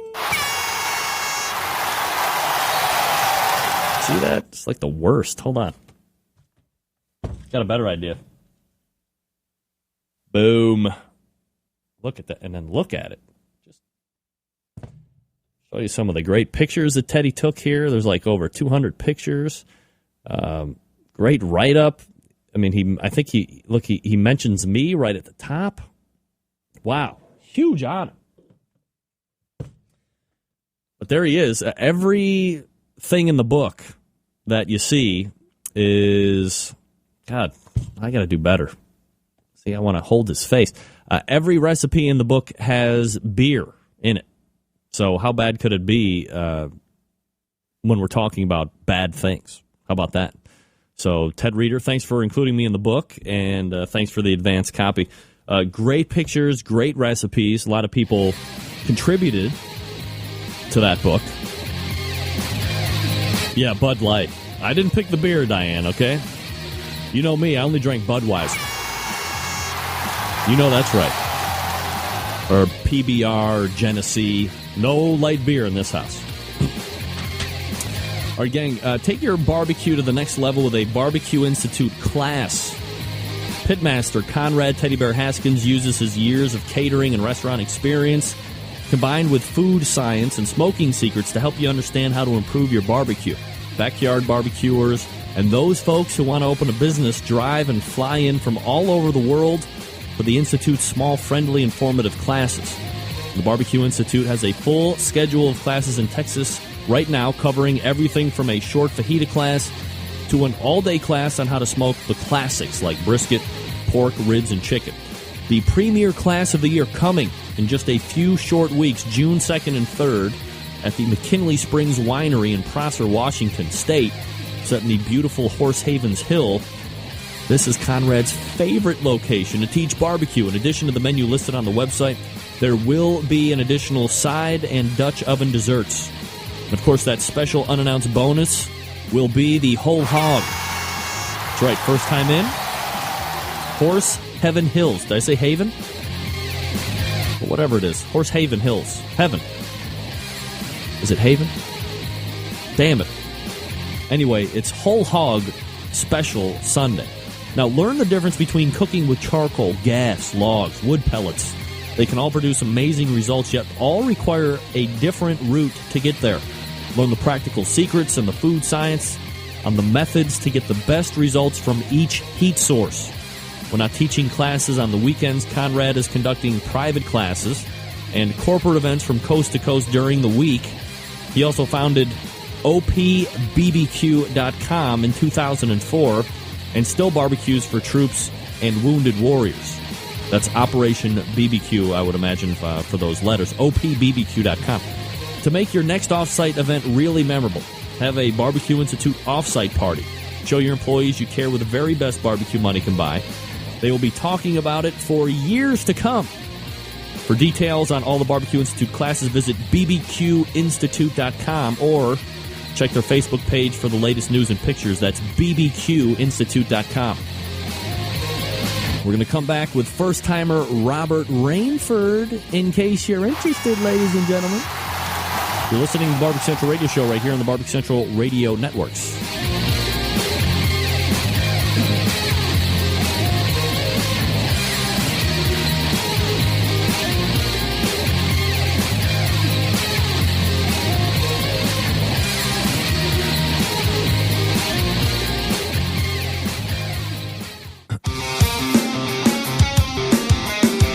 Broadcasting live from the Barbecue Central Radio Network studios in Cleveland, Ohio. You're listening to the Barbecue Central Radio Show. Once again, here's your host, Greg Rempe. All right, welcome back. Coming up on 14 past the hour, 877-448-0433. Greg at thebbqcentralshow.com are the two ways to get in touch. My next guest finds comfort in front of the flame, cooking up any and everything he can get on the live fire. You've undoubtedly seen him on the TV show License to Grill. His passion for the industry and overwhelmingly friendly demeanor makes him a favorite with a viewing audience. Here to talk some barbecue and grilling along with the new book, Born to Grill. Help me welcome first-timer into the Barbecue Central Radio Show jungle, Robert Rainford joins me. Robert, how are you, buddy? I'm great. Thanks for having me, guys. Oh, certainly my pleasure, Robert. And again, appreciate you making time for us here tonight. Robert, for the people that might not be as intimately familiar, look, there's like a sect of the show that is all barbecue and grilling all the time. This is what we do, and we know, you and Stephen Reichland and Ted Reeder and Dr. Barbecue, all these guys. But then there's an outer portion of the show, if you will, some of the novices, and they might not be as familiar with some of the people that I have on. So how about a quick little background about you? I mean, obviously, from what I read on Wikipedia, at least, not born and raised in Canada. No, well, I'm born in Jamaica and raised in Toronto. But, part of the barbecue culture is to adopt what you've seen as you've grown up, and that's basically what I did with my life. I went to George Brown College, learned a lot about food from the, the nuts and bolts perspective, and then, having a barbecue show, you get an opportunity to sort of really, truly explore the barbecue on a level that, most people will never get to do in their complete life. But, you know what it's like. I love to cook. Robert Rainford joining us here on the show. Jamaica is really known for their live fire, their open-style pit cooking. Were you able to get back there after the fact and really do a lot of studying on, that style of barbecue or grilling versus what you see here in the States? Oh, you know what? For sure. My wife and I have gone home and, not home for my wife, but home for me and my children. We got an opportunity to really look at it from a sort of a nuts and bolts perspective as well. And you know what? There's a thriving culture here in Toronto that does a lot of open air cooking and a lot of Jamaican style barbecuing. So, I had plenty of opportunity. So given the experience that you have and all of this knowledge that you've accumulated over the years since you've been in it, how do you find or what details in how the Jamaican-style barbecue is versus something like that you're used to either in Canada or here in the States? What are some of the big differences that you see? Well, the subtle differences are basically the spice components that go into a barbecue. I've worked on this for basically many, many years to perfect my jerk recipe, which is a marinade that I put on chicken and pork and fish and pretty much anything that I can feel that, it should go in. I even put it in barbecue sauces, like Southern barbecue sauces. I throw a teaspoon or a tablespoon worth of jerk in there. So it's one of those situations where, explore what you know, and put it into the things that work really well, and just play. That if you don't play on the barbecue, you're not doing your job out there. So you got to play, just experience different things and try different things. I do an authentic, Texas and North Carolina and Tennessee barbecue all the time because that's what we do up here in Canada. But you know what? If you want to get it to where you want it, you start playing with your own, what is inherent to you. So that's where I am, Jamaican, Canadian, American, whatever. I do it all. Robert Rainford joining us here on the show.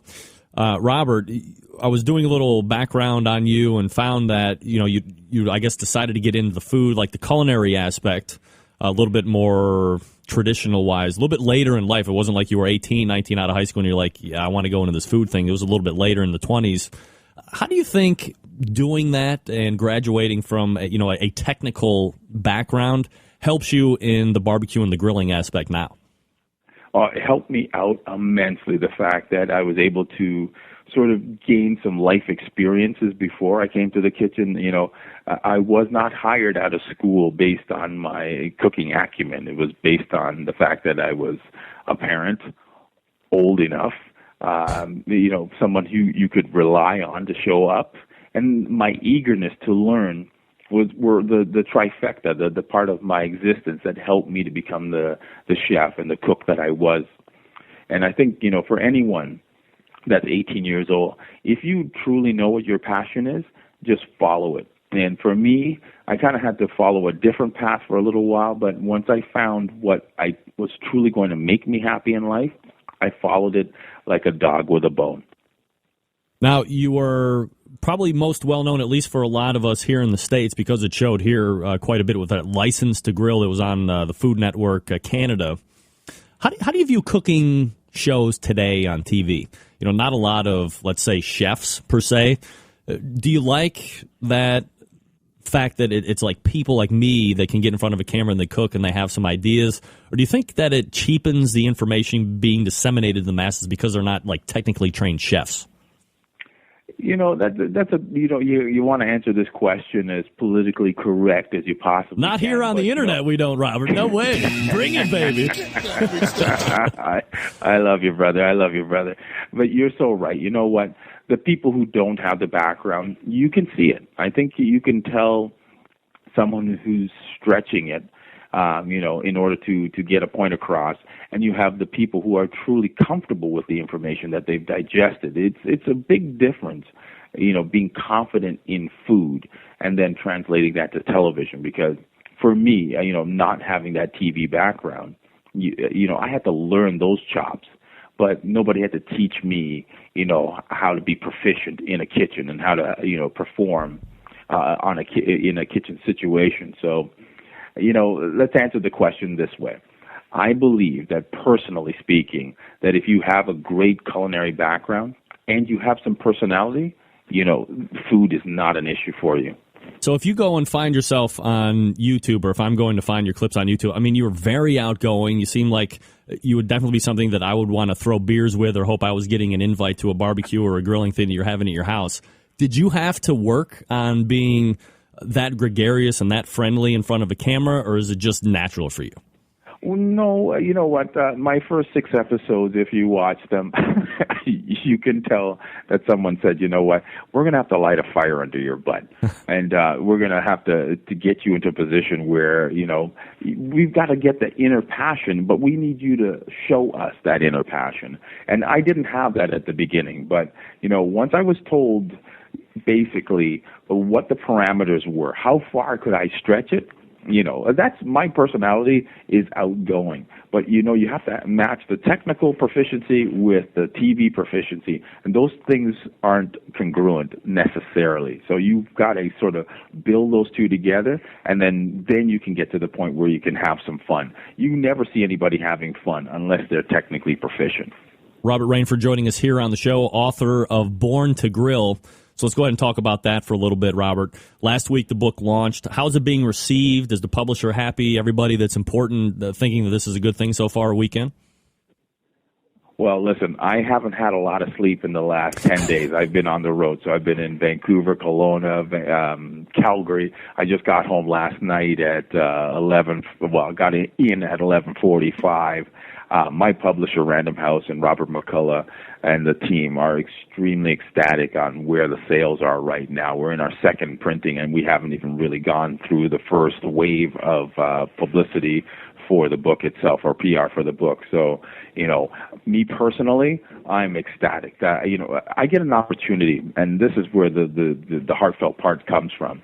This was an odyssey for me for 2 years, designing this book, writing it, making sure that this was a true reflection of who I am as a person. Writing it in a menu form as opposed to just putting out a series of recipes where people can sort of look and match. I've got 5 recipes per menu. I've got 20 menus, which means I've got over 100 recipes in the book. This is a true reflection of who and what I am and where I am right now in my existence.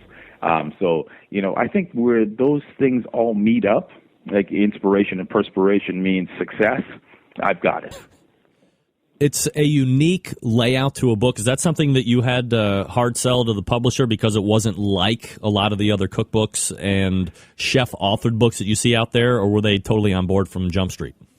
It was not a hard sell. I was, when I sat down with the publisher and they looked at me and we sat across the table from each other, and I said, listen, I've got this idea. And I really want to know, if it works for you, it works for you. But if it doesn't, I was going to go wherever it was going to be a success, because I believed in the menu-driven recipe. Because everybody I speak to out on the street, when they meet up on me, they go, listen, man, love your recipes, but, when I'm having a dinner party, what other things can I put with that? Mm-hmm. Here you go. I've laid it out for you. Even if you don't want to follow each menu, you can pick and choose and create 5 different things that you can put into a menu. And remember, we're dudes, okay? And dudes, we can have protein with protein with protein with more protein, and we don't even need a vegetable. Absolutely. Robert Rainford joining us here on the show. We're talking about the book Born to Grill. Favorite 2 recipes in the book, or favorite 2 menus in the book? Favorite 2 menus, the one to my wife, for the rose in your life, makes a big difference for me because, I'm looking at her right now. Yeah, right. It's really important that your wife is on board with what you're doing, because I put a tent up in our backyard when I was putting this book together, and I told her it was going to be up for 3 weeks. And it was up for, I think, how many? 3 months. Little overpromise, underdeliver there, Robert.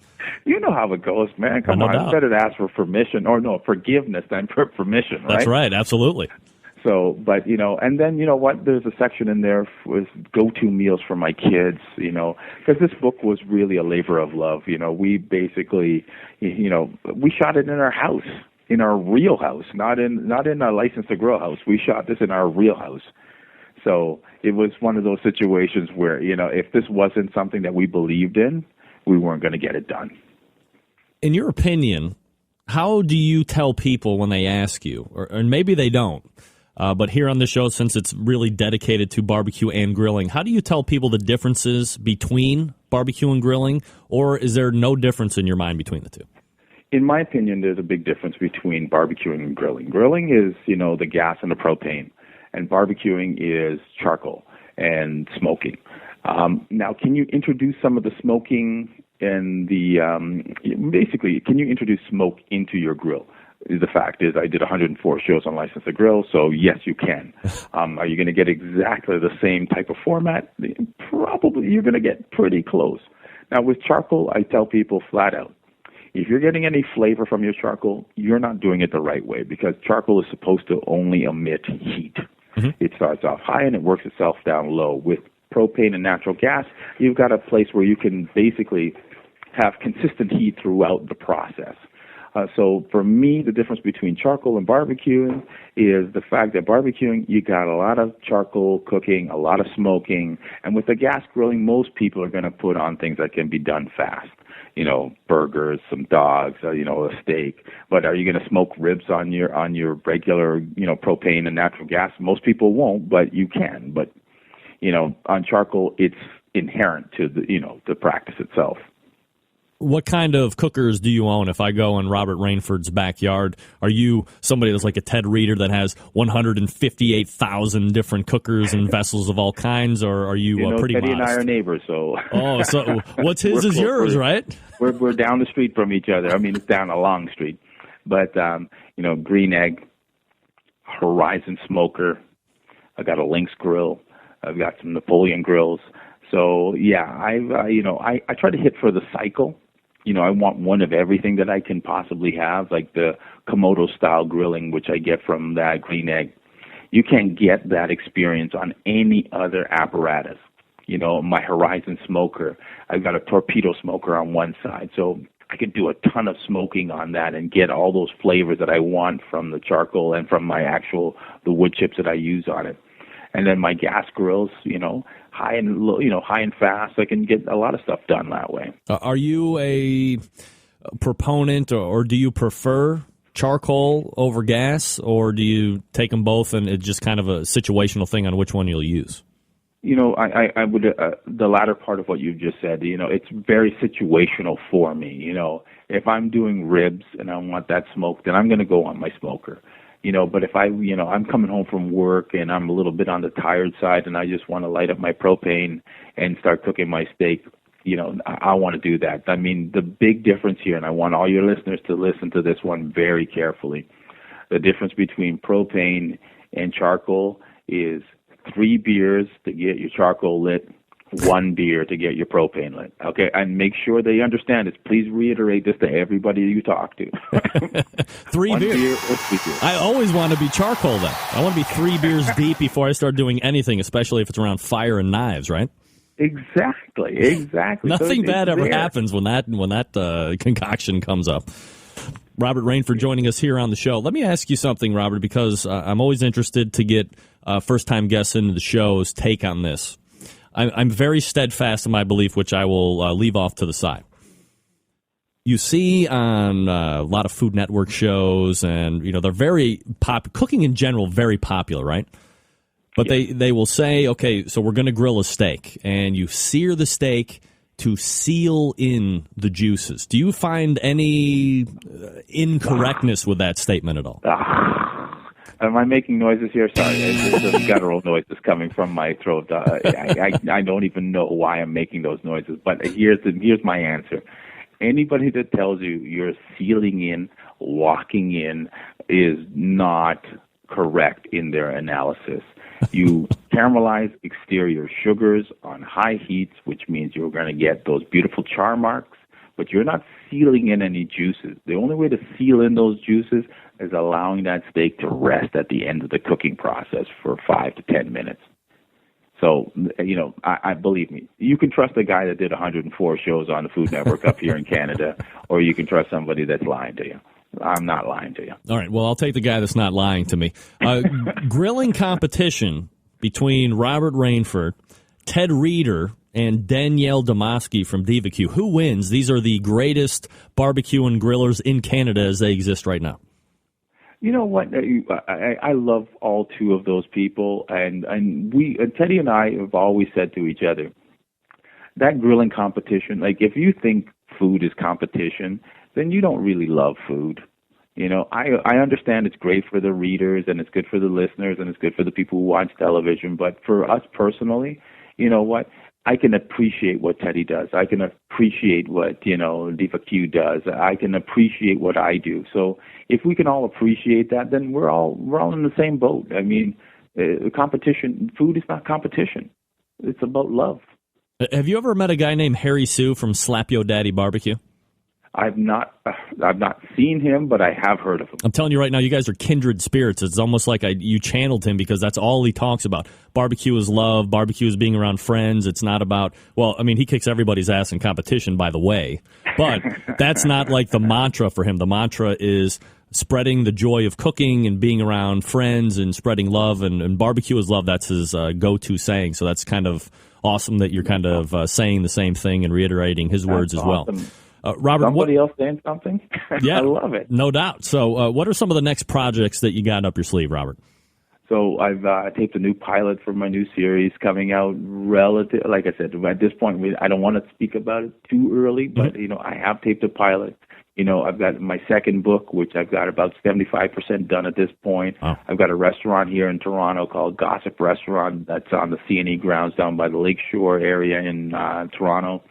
Back at school, teaching in September part-time, still trying to be a loving husband, great father. I've got, and a good coach, because I do coach my little daughter in basketball. Mm-hmm. So that's basically what I have on my agenda. All right, so sounds like a full docket. We're talking with Robert Rainford. Again, the book dropped a week ago, so if you haven't gotten it, go ahead and grab your copy. Born to Grill, and I'll have a link to Amazon if you want to go ahead and grab it. Robert, appreciate the time tonight. Thanks for talking with me. Oh, thank you so much. Great talking to you. You're a wonderful man. Robert Rainford. Awesome. First timer in. I had a great time with Robert. He sounded a little bit different than I remember hearing him on the YouTube clips a little bit earlier, but a lot of great points. Another guy that I have to be insanely jealous of because he owns a lot more cookers than I do. And I own a lot, believe me. I tell people how many cookers I have, and they sit there and they're like, oh my God, you got like, oh, whatever. And I agree with Dave. Very easy to talk to. But I don't understand this. No disrespect to anybody. Of course, we know what that means. If I'm qualifying something by saying no disrespect, or, I don't want to hurt your feelings. I can't schedule things with him. I have to go through a PR hack with him. Ted Reeder, I just email him and we set it up. Maybe different levels of success. I don't know. Whatever. Either way, very good first interview. Somebody definitely want to bring back. So check that out. As many of you know, I do have a pellet cooker in my arsenal. And the first thing I thought of when I got it was Barbecuer's Delight, because they are widely considered to be the pellet resource for pellet-fired cookers. That's right, whether on the competition trail or in your backyard, folks choose Barbecuer's Delight wood pellets more than any other brand for their superior quality and flavor. You should give them a try as well. You can find them at bbqrsdelight.com. Now, maybe you don't have a pellet cooker, no problem. You can still take advantage of the pellet revolution on your gas or charcoal grill or smoker by grabbing the cast iron pot option. Buy yourself a nice sampler pack of pellets, load 1/3 cup into the pot, then place it in your cooker or grill. Let that sweet succulent smoke take care of the rest. Now, maybe you're not familiar with these little pellets. Let me give you a little insight. When pellets are made, all of the air within the cellular structure of the wood is evacuated, thus concentrating the wood into a very dense form, much denser than natural trees. And as compared to other wood flavor enhancers, pellets will yield a more intense smoke more quickly, which seals the food, locking in natural moisture and adding smoke flavor exactly when it's needed. And since pellets have been processed from sawdust by pressure, which generates heat, any contaminants present in the wood are eliminated. This process produces a sterile smoking wood product of consistent quality. Pellets easy to use since you don't have to smoke them in water either prior to use. And it's easy to blend wood flavors to produce consistent results each and every time with use of Barbecuer's Delight wood pellets. Now, do yourself a favor. Go grab Barbecuer's Delight wood pellets right now. Even if you don't have a cooker. Get them to put in your charcoal grill or whatever the case may be. bbqrsdelight.com. Check out all of the flavors they have. Stop fussing with the sticks and the chunks. Barbecuer's Delight, the choice of competition cooks and backyard hacks like me. We both choose them. And again, the website, barbecuersdelight.com. That's bbqrsdelight.com. We're coming back with the smoking guitar player, Fred Bernardo, right after this.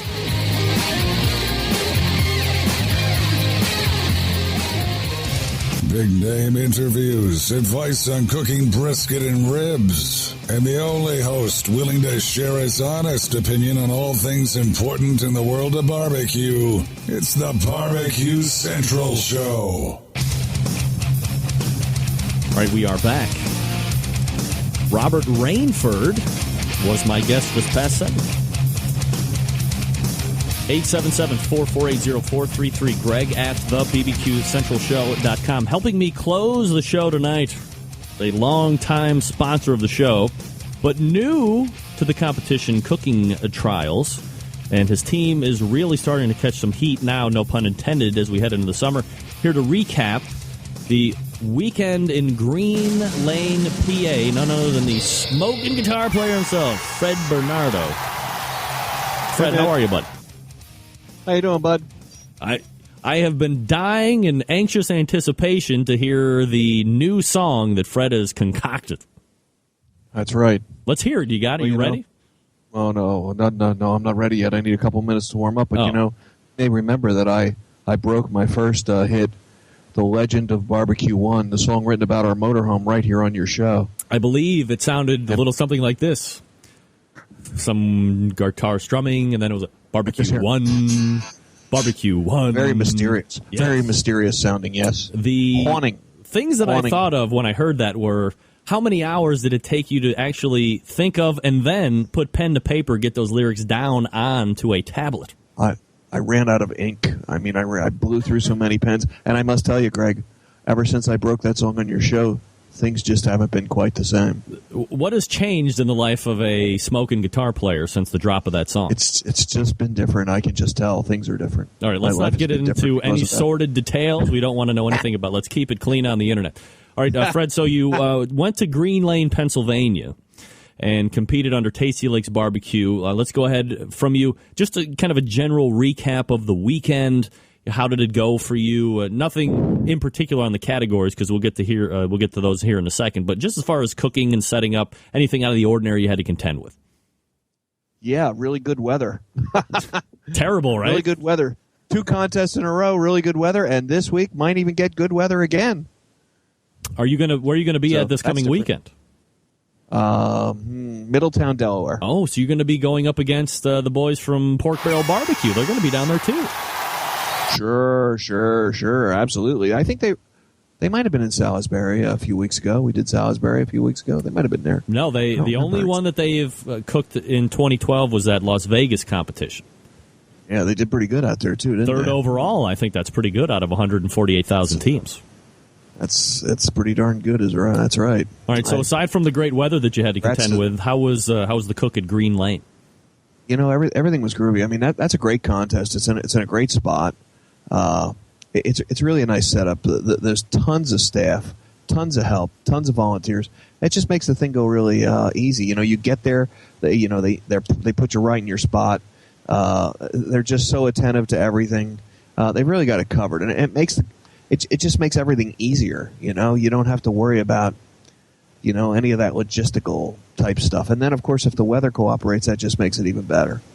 So we just had a great time. Matter of fact, same thing as Salisbury this year. Great time. That's another fantastic one. That lady that runs that contest does a wonderful job. So what kind makes it easy. What kind of cookers are you guys using as a team? Well, we're cooking on different things almost every time, but I have this Jambo that I got over the winter, and we used that at the last 2 contests, our Jambo J3, the tasty Jambo. And I used the Guru cookers and an egg at the first contest we did it this year. Last year we used some Green Mountain pellet grills and some Big Green eggs. I kind of take whatever I have the facilities to take. So if we have an extra guy to drive a pickup truck, we drag the Jambo. And otherwise, I'll use just about anything. I'm used to cooking on all those different smokers because at the store, we have a demo fleet of just about everything you can imagine, and we're cooking on different things every time we do a demonstration, which is at least every Saturday. So, for me, I'm pretty much okay with any of them. Fred Bernardo joining us here on the show. TastyLakesBBQ.com is the website, Tasty Lakes Barbecue Supply.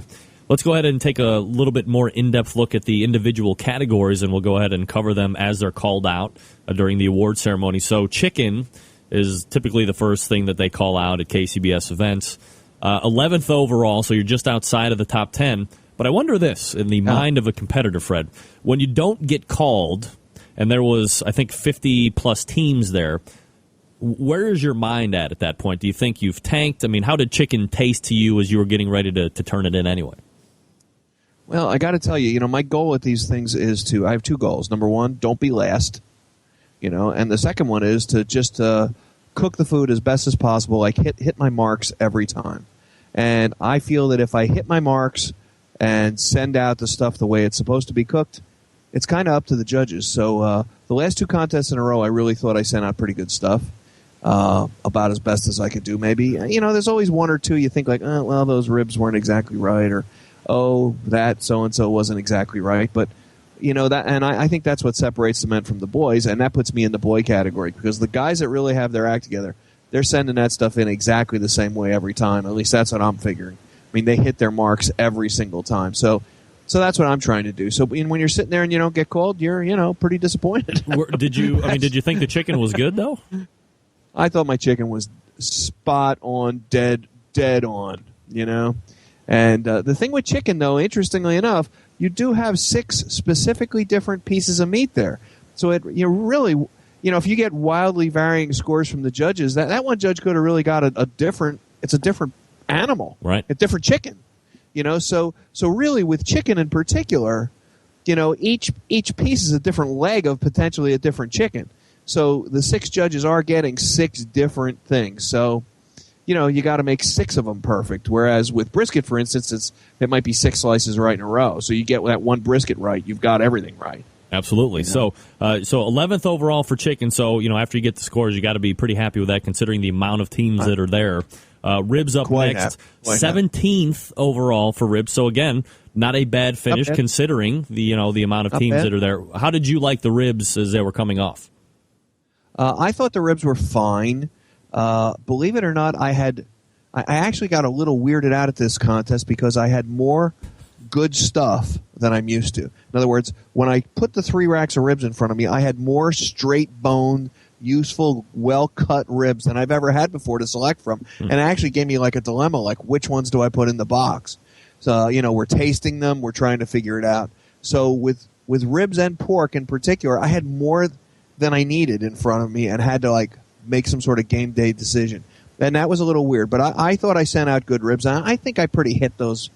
I eat a lot of ribs, so I've cooked a lot of ribs in my day, and I think I can pretty much get that one spot on as long as I don't make any mistakes. All right, so pork is next, and let's go ahead and hear for pork. Third That's right. overall, which is absolutely phenomenal. Did pork seem to be extra specially good for you as far as you tasting it and putting that box together? Yeah, actually, we thought it was especially bad. Really? And the box, I'll tell you, I tried to get a little bit more bark, and it was black, I thought.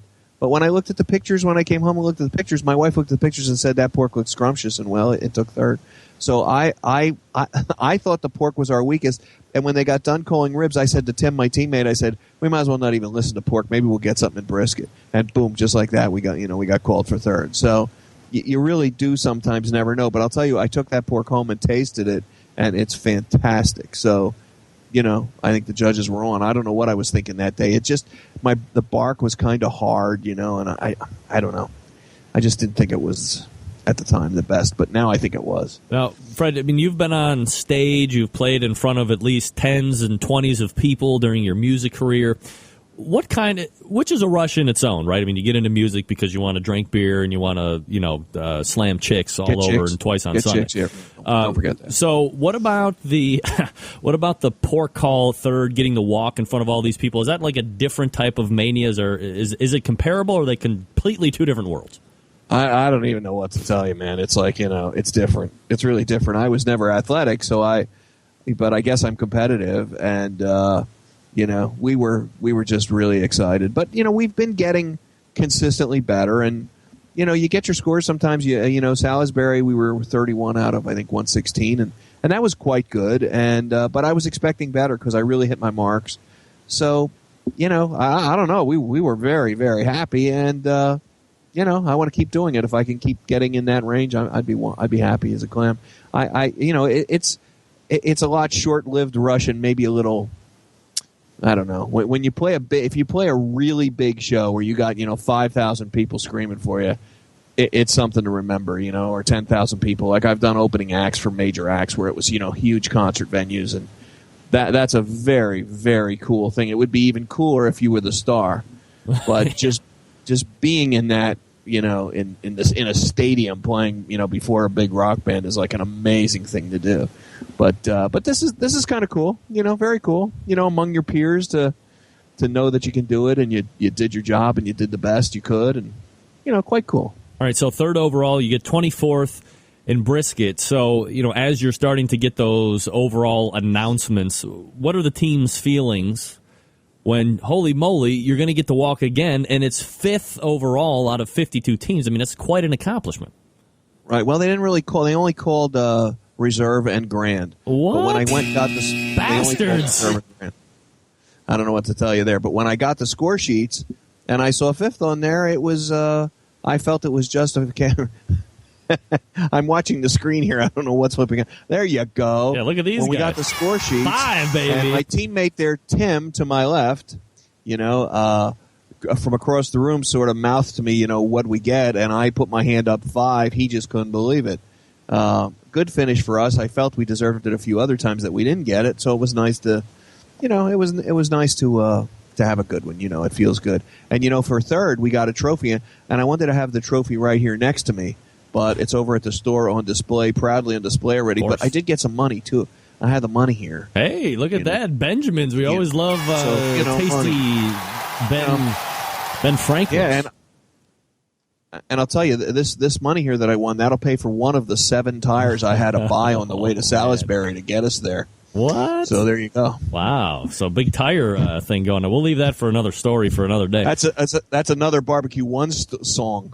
Yeah, Trust me. Right? So another verse. 5th overall out of 52 teams, which is an absolutely fantastic finish. Really? So congratulations to Tasty Lakes Barbecue. Now, moving on with a couple minutes that we have coming up in a few weeks or so, we have Tasty Fest, which is a huge deal that you always have going on out there. You're combining actually 2 events to Tasty Fest this year. So what is it all about? Well, it's like we're going to have like our open house and our Egg Fest at the same time. And unfortunately, I don't have the date in front of me, but I don't remember exactly what it was. Does June 2nd and 3rd sound right? No, actually it doesn't. No? All right. How about the 9th and the 10th? I got to go to my own website and look. Tasty Licks June 23rd. June 23rd. There you go. Right on it. June 23rd. Okay, so that's when we're going to have Tasty Fest. It's our Egg Fest. I mean, we had a great time last year, and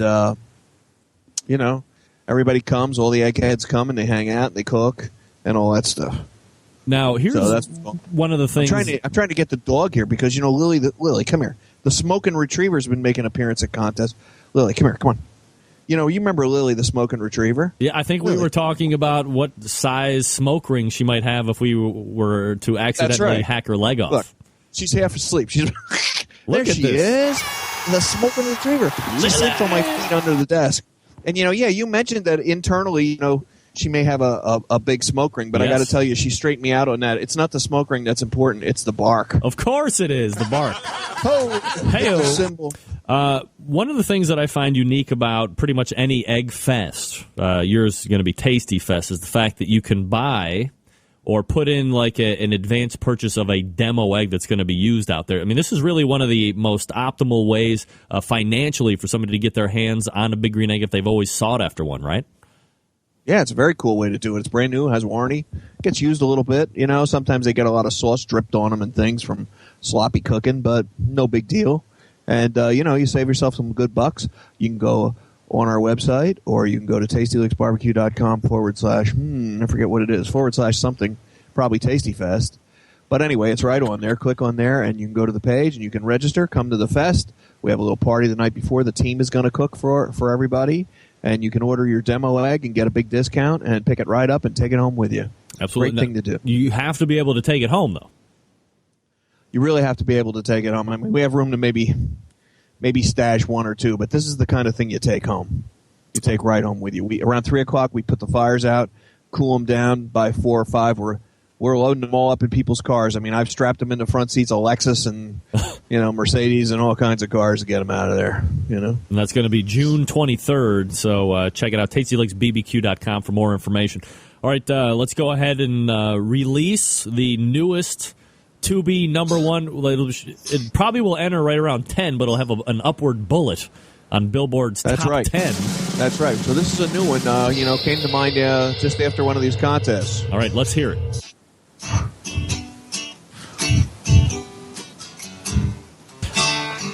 Got myself some chicken from a poultry guy, and when I took it out, I was ready to fly. I took it out. It was nice and fresh, but then it was something different. Hey, it was rotten flesh. This is the mysterious part. Those mysterious are. Well, I'm a man, and I got my pride. Don't need no chicken to hurt me inside. I need a chicken like any other. Hey, and now I need another. Good chicken gone bad. Well, don't you know? Good chicken gone bad. I'm telling you, mama, good chicken gone bad. And baby, it was bad. Oh.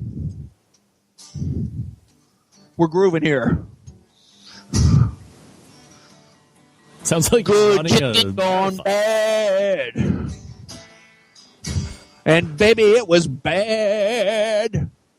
That's it, man. Oh! Better believe it. That's a killer, man. That's the next hit, even if I messed it up a little bit. Next hit. I think if you were on America's Got Talent, though, you'd be getting one of these. Watch good out. Chicken gone bad. Good chicken gone bad. Chicken, bad, another chicken. Anybody remember that song? The real song? I played that about 1,000 times in bars all over the East Coast. This one might be a little bit more hard for me to memorize than Barbecue 1, but I will do my best. This one actually had words. Yes, it had hooks and bridges and verses and all that stuff. Had an instrumental part there in the middle, the whole deal, man. Just like a real song. The break, everything. All right, well, we're talking with Fred Bernardo. TastyLicksBBQ.com is the website. Look for the single. You should release that and put it out on the website. That'd be absolutely fabulous. I've got two potential hits right now in the can, man. Get them on YouTube. You're a YouTube sensation. Get them out there. I want trademark rights and 10% of everything. Right. I've got over 100 videos on YouTube. I know, Greg. If anybody wants to learn how to cook on their Big Green Egg or their Green Mountain Pellet Grill or any of their other things, they could just go on there. Oh, pizza! Don't forget, I'm good on pizza too. That's right. Fred Bernardo joins us. Fred, always appreciate the time. Thanks for coming on. Greg, thanks for having me, pal. There he is, Fred Bernardo. TastyLicksBBQ.com. Check him out. I don't know what to say about that song. I don't know whether to apologize, laugh, or vomit. I would rather not do number 3, if at all possible. Lily is the smoking retriever. All right, gang, a quick reminder before we call it an evening from Stephen DeFranco Jewelers. He knows that being married to a barbecue maniac can be trying, and he's thinking about you people. And your wife, more importantly, because you're not thinking about it. You're always making huge messes in the kitchen. You don't clean up. All you think about is barbecue, books, TV shows, internet radio shows from Tuesdays, 9 to 11.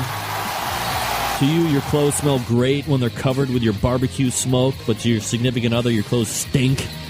How many years has she been putting up with your tomfoolery and debauchery? You're always filling the refrigerator with meat that you want to cook. But what about her? Shelves always full of jars of barbecue sauce. Some open, some not. When was the last time you bought her a new piece of jewelry? Call Steve at Stephen DeFranco Jewelers. He can help. Heck, he's gotten himself into trouble with his own wife because of his barbecue addiction. He wants to help you out. Now, you're probably thinking that treating your wife to a new anniversary ring will break the bank and ruin plans for that new grill or smoker. Poppycock. The diamond anniversary rings at Stephen DeFranco Jewelers start under $500. That's right. Not only does Steve stock great quality, but if you go on StephenDeFranco.com, you can see lots of great styles and really great prices. What's more important than really great prices? Nothing. Heath, you should buy Brett a diamond anniversary ring. Wait a second, Heath is a newlywed. He couldn't come on last week because he was in France or something. Congratulations to Brett. No. Congratulations to Heath, sorry. Heath is a married man. Did you go to StephenDeFranco.com to pick out that diamond anniversary ring, Heath? I bet you didn't. Could have saved boatloads. Bags and bags of cash. Now, as always, Steve has a very special barbecue brother and sister deal just for you. And here's how it works. You go on to StephenDeFranco.com. You pick out that new diamond anniversary ring. And then you call Steve at 440-943-2700. That's 943-2700. And tell him you're a barbecue brother or sister, and he'll give you an additional $50 off the already discounted price to help pay for taking your wonderful wife out to a non-barbecue dinner. Hint, hint. As always, Steve will ship the ring to you for free. Go to StephenDeFranco.com, pick out the ring, then call him and ask for Steve, 943-2700, area code 440. All right, let's wrap this show up right after this. Stick around.